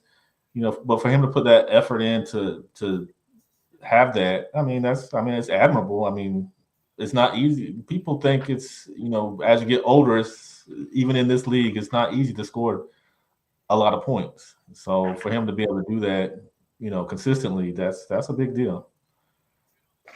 Yeah, I definitely agree. LeBron's longevity and sustainability can never be questioned at all. That's one thing people can never take away from him. And I definitely tip my hat to him. Being able to and actually remain a starter at this age, this long, is truly admirable. It's remarkable. It's a phenomenal thing. But in the grand scheme of things, as far as if you want to try to add it to the GOAT conversation, I don't think it moves the needle. It doesn't move the needle as far as the GOAT conversation. It's I guess you can attribute that to like Cal Ripken. Cal Ripken's playing all those games. It's like, it's cool, but is Cal Ripken the greatest shortstop of all time because he played all those games? Why doesn't it move the needle? Because for me, I guess it's just LeBron has always been the star of the team, so you should get 10 points every night. So I think that's just kind of part of it. Is like, you should score 10. Yeah, I mean, 10-point streak. Why does the longevity not move the needle? And him being a present-day starter, still playing at a high level. We've never seen anybody do this. It's remarkable. Why doesn't that move the needle in terms of the GOAT conversation? For me, is the fact that he's always made sure he's had, outside of those early Cleveland years, after he left Cleveland and went to Miami, won those championships, saw how Pat Riley ran the front office. He took that sauce back to Cleveland, what he surmised of that sauce, and was like, okay, these are the things we need to win a championship now. And he's done that everywhere he's went since then. And that's why, for me, it doesn't move the needle. It's inorganic. And that's why it doesn't move the needle for me personally. It wasn't like, he stepped into a team that was a losing team outside of these Lakers, but he gutted all of the young talent, sent B.I. to New Orleans, sent Lonzo Ball to Chicago, gutted all, and these B.I. he's hurt this year, but B.I.'s imagine if B.I. would have stayed with the Lakers. Learning from LeBron, Andrew Wiggins. Andrew Wiggins, got rid of Andrew Wiggins. Crazy. So for me, it's just that it's inorganic. That's why, it doesn't really move the needle for me. You gutted these teams, brought in the players that you wanted, and you were always the focal point. So you should always have 10 points. Kudos to you being able to play this long. I think that's great, but I don't think that longevity alone makes you the GOAT. I think it's how you do it that matters. I'll just use this one analogy, and then I'll let CW chime in. That's like comparing someone giving you $1 million and you earning $1 million. Like, which one is more phenomenal?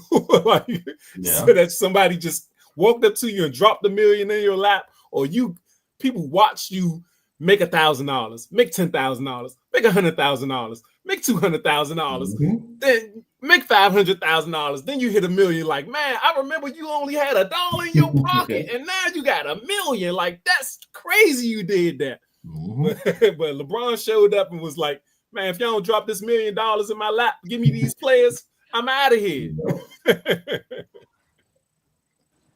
Yeah, I kind of feel the same way. And the thing about what he's doing with the longevity thing that, in my opinion, hurts, doesn't add to, the GOAT debate, in my opinion, is, and I've never been an NBA player, and this might be some headcanon, whatever you want to call it, but he's such a smart basketball player. He's going to be able to do things that he's going to get stats. He surrounds himself with players that's going to allow him to get certain stats. And he's smart enough and he's good enough that he's going to be able to score points. Somebody's going to leave him on the 3-point line where he can shoot them long threes. They're not going to guard him. They're not going to, they're going to load up when they need to on him, but they're not going to always load up on him because, he's not the greatest shooter, and they have to worry about the other players that he can get to. So I think for me, the longevity is wonderful. Like, as a 44-year-old man, seeing that 40-year-old do what he does is like, when I go on a basketball court, it looks nothing like that. Right. I'm in slow mo. So him doing that is phenomenal. But I just think if it was contributing to more winning, I would definitely say that helps. But I think that, with the teams he's been surrounded with, the fact they've been play-in teams, they've had sub 500, at least starts, and even far into the season, they have to completely change the team to actually get to 500. I think that's what hurts it for me, because what that's telling me is, as good as he is, he's not contributing to winning. And it's not like he has bad teams. It's not like he's out there with the Charlotte Hornets or, the Washington Wizards. He's out there with AD, and, they've developed Austin Reeves. They developed some of these guys. He has great teammates, but even what he's doing is not leading to championship basketball or winning basketball. So that's what hurts it for me. Yeah, I would say I would double down on what you're saying to agree that it's really that closing for me is it. And that's why, the longevity, as remarkable as it is, all praise and all credit, given to him, for doing it this long and for doing it, at such a sustained level. But it hasn't led to winning. And so, to me, winning is everything. And if we're not doing it to win, then we're just doing it just to do it. And it's like, okay, cool. Yeah. If we lace them up, CW can still get it done. But every time me and CW's team face up, I'm 48, you're 44. I'm saying, damn, bro, at 40, I'm out here laboring up and down the court, but my team still keeps beating your team. Yeah.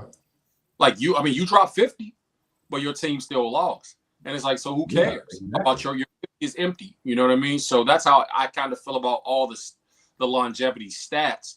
It's impressive to see, and I've made videos where I give him his credit, you know what I mean, for doing them, and I'm glad that I get a chance to see it even. So it's not like I'm like, no, I hope he doesn't get this, or he got something else that we should. It's like, yeah, bro, that's dope. You know what I mean? So I can give him credit for without hating on him. While at the same time, I understand that it doesn't move the needle for me in that regard, because the longer he plays, the more it hurts him. You know what I mean? Like, to say that 25 years, bro, you only got 4 titles? Like, that's weird. You know what I mean? Like, what are you playing for if you're not playing to win? You know what I mean? So it doesn't do anything for me in that regard. Yeah, that's kind of why I said, if Jordan would have played one more year with the Wizards, I think that would have killed some of his GOAT, some of his people being on his side for the GOAT, because watching him and the Wizards struggle, it was like, that's not Jordan to me. That's not the real Jordan. Yeah, on watching Jordan play on a non-playoff contending team Mhm. was definitely hard to watch. Yeah, it for was very sure. hard. So the fact that LeBron is, I mean, he's manufacturing teams so he can make the playoffs, but at the same time, like you guys mentioned, it's not leading to winning. Mhm. So and this is what I think people really have a problem with when people defend Jordan, is that Jordan was going to do whatever it took to win. Yeah. And if LeBron doesn't see things going the way that he wants it to go, he'll give up, essentially. Mhm. Like you'll see it out on the floor. You could just see it in his body language, like, oh, like he's just like LeBron, like, man, fuck this shit. He ain't quitting the game, but it's not the LeBron that you had in the first quarter. Now that in the fourth quarter, the team stinking it up. He the only one getting off. And now the opponent just went up 12 with 3 minutes left, and everybody else just there, and then he's just like, all right, man, I ain't about to keep trying to will us back in the win. But Jordan, he would have been like, 3 minutes left, we only down 12. I'm about to shoot this joint 6 straight times to tie the game up. He's gonna try. He's gonna, and I'm going to try to shut all 5 players down. I'm going to play defense if I have to on all 5 players, because I'm not trying to lose. I'm not trying to lose. And that's like for me, the difference between like why Jordan will always be the GOAT, outside of just how beautifully he played, how vicious he was as a basketball player. Like outside of those things, his just will to win. Like it was literally down to the last second. Like he was not giving the game away. Phil had to sit him down. Like, no, we ain't about to win, man. And you could tell he was disgusted when Phil would make him sit down, even if they was down by a lot. He like, man, George sitting on him. You can see it in his face. He like, I don't like this. I don't like the fact we just lost tonight. I just came across a clip. It was so it's 116, 115 game. I mean 119 game. 42.2 seconds remaining in the fourth quarter. We've talked through a roller coaster fourth quarter, man. So I know I was watching it. The folks that have been watching along, you know what I mean, hopefully with us, man, ain't too mad at us. Like, what the fuck? I thought they was gonna be previewing the game. All they doing is talking about legacy. But great conversation, man, having with you brothers, man. I definitely want to circle back, man, and do this a whole bunch, man. You know what I mean? Because it's just good insights that you're sharing, and I appreciate being able to give LeBron his flowers. You know what I mean? Here, obviously, there's so many GoCast, with CW from GoCast Hoops, man. If you guys don't follow him on social, man, make sure that you do that. I just want to make sure that I plug you, bro, and your YouTube. Okay. We got to get IQ. A YouTube channel started here too, man. Absolutely. But I wanted to say, I think that and it's not that it doesn't exist. Clearly, the issue for me in the mainstream media has been the disparity in actually speaking about players, man, and giving them their props. Because of the GOAT comparisons and stuff like that, man, where you still can't give a dude his flowers without being condescending. I don't care about LeBron James as a father. That's where Stephen A. Smith really, went wrong, because it's always been personal, as LeBron says, once you make it personal. But it's like, nah, bro, he always talks up your philanthropy. He always talks about your fatherhood, husband, your good character and all that stuff. You know what I mean? So that has nothing to do with basketball. I don't give a fuck about none of that, because I don't know LeBron personally. I don't know how he is as a parent. I'm not saying that I don't say that to say he's a bad parent. IQ's my brother, blood brother. You know what I mean? I know what kind of a father he is. And if I'm critical about how he's raising his kids, I can say that to him. You know what I mean? To be like, hey, bro, because I know him is my point. Yeah.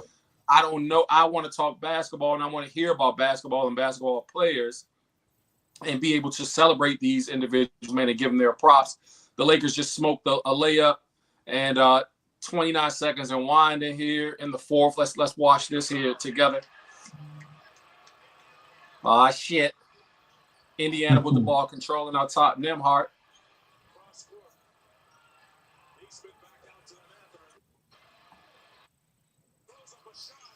Young Benny threw up a player. 1-point game. 9 seconds to go. The Lakers with a chance to kill it.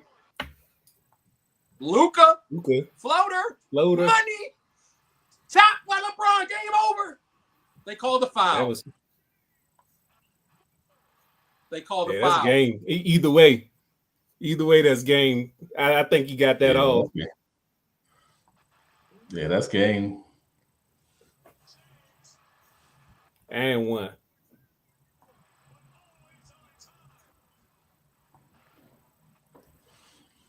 Yeah, and this points back to Indiana playing like rookies, like him shooting that shot was a rookie move. Like you don't take a tough shot like that, like in that situation. No. You swing the rock, you find the best shot possible, or at least get the ball back into your star player's hands before you take a shot like that. Yeah, that was Mathurin should have. Yeah. That was not a smart move. And that if that was the playoffs, they would not be happy with him with that. Right.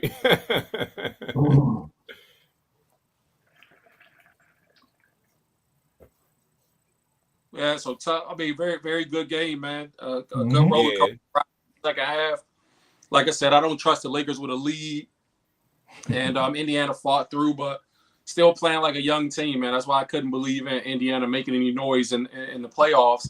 And it's just for that very reason that the IQ brought up, man, that they still just and that might be coaching, you know what I mean? It may break down to kind of coaching, but that wasn't clearly the shot that you want to get, man, and crunch like that with a chance to go up. You know what I mean? You definitely want to get a high percentage shot.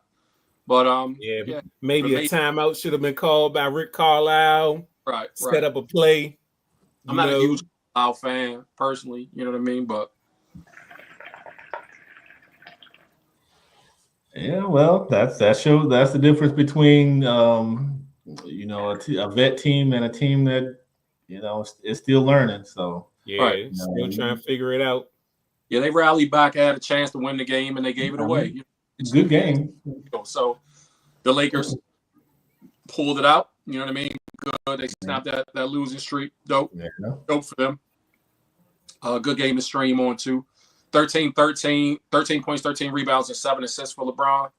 You know what I mean? Solid game. Wow. And today, but yeah, man, great. You know what I mean? Great streaming with your brothers, man. I appreciate it. I appreciate your time this evening. Likewise. Yeah, I hate I was so late, but appreciate you guys bringing me on, and appreciate it to get a chance to really chop it up. This was a very good conversation. Yeah, for sure. I appreciate y'all. Kind of late out there on the East Coast, man. Where y'all at? You know what I mean? It's just 7 o'clock out here in Arizona, man. So yeah, I definitely take up any more of your time or much more of your time, man. Respectfully. But I appreciate y'all, man. It was a decent game, great conversation to have around the game. Thanks for having me. Yep. Yeah. Anything else y'all want to share, man, before we cut out? I'm gonna get with you because I'm trying to do something Saturday if you're not too busy. So both of y'all are welcome to come on because I just react to some clips. So if you have any clips, even from the LeBron stuff, that's what I usually do on those streams. So I would love for you guys to come join me and we just talk about some of these clips and give our insight on what we think about it. For sure, bro. I'm with it. All right. Well, and I'm gonna just say one last thing about Indiana. Indiana, they need to. I don't think they have an identity. What's your opinion on that before we go? I don't think they have an identity as a team. I know, Cosmic, you said they're a pace team, but they like to play fast. But I still don't even think that that's their identity. I don't think they believe that that's their identity, and that's also part of their, their weakness, if you will. they're a team that, because of the way they play, will struggle in the playoffs, because when you make them play half court basketball, they struggle. So I think they need to learn how to play some half court, a little better half court basketball. Yeah, we saw. Yeah, we Yeah. definitely saw that tonight, I would say. But in the first half, especially when the Lakers went into that zone, and it affected. I mean, you could clearly see that team, the Indiana Pacers, being that they just struggled. You know what I mean, in the half court, and so being able to create shots, have enough motion, swing the ball around enough. That's what was missing in that last play there, especially. You know what I mean, when everything's moving. Clocks, you have that in the back of your mind, obviously. You know what I mean? Like, man, the clock is kind of working against us. But to not have fluidity and confidence that you can get a shot off and get whatever shot you want, or set your teammates up for the shot that you guys need for the go-ahead bucket there, man, is, I mean, clearly it hurt them there. You know what I mean? Because getting a better shot, we watched, as we were talking and the game was going on, as the Pacers played the spread offense and just kind of, used more of a downhill approach. They were able to get to the basket at will on the Lakers, outside of the Lakers running the zone, which they weren't doing there to close out. So staying in a more spread, offense, I'll have to see the play again. That final play where Mathurin just kind of had to throw up a prayer. Maybe the Lakers has fallen back into a zone. You know what I mean? Maybe they had, which would make a whole lot of sense for why, if they're in that 2-3, why Mathurin's out there trying to shoot over two people instead of getting it to an open teammate. So I don't know if they were in a man or a zone there. I'd have to see it again. Because we were talking, I was just kind of watching. I wasn't paying that. Yeah, I mean, it kind of looked like not really a scramble, but they were kind of swinging the ball, and the Lakers were kind of recovering, to the ball on the pass. So when Mathurin took that shot, somebody tried to defend. He double pumped, and they came running out at him, jumped up, jumped towards him. He double pumped and threw up the prayer. Yeah. So yeah, so I definitely think they lack true identity. I think Tyrese is still hesitant, and being the star of the team, he does. He still wants to play team ball and not separate himself. But I think at some point he's going to have to step into that role as I'm the man, and if we gonna win, it's gonna be because of me. Right. I agree. I can agree with that. Yep.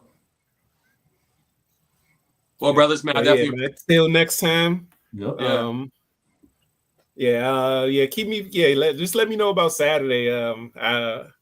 I'm a father, so I barely have to have things to do outside of. I'll be coming from an AU tournament, so trust me, I know. So it's going to be a little later, but yeah, if you can join, I would love to have you guys on. Okay, cool. SCW, what I'll do is I'll connect all of us in an email together, bro, so we can kick it about it. Okay. And I'll connect IQ on that one, man. So we good. Okay. I appreciate y'all, man. Thank you to everybody that tuned in tonight, man. That's been this broadcast. About a little over 2.5 hours. We out of here. Thanks to everybody who stayed on. Appreciate you guys. Yeah, catch y'all in the next. Blessings.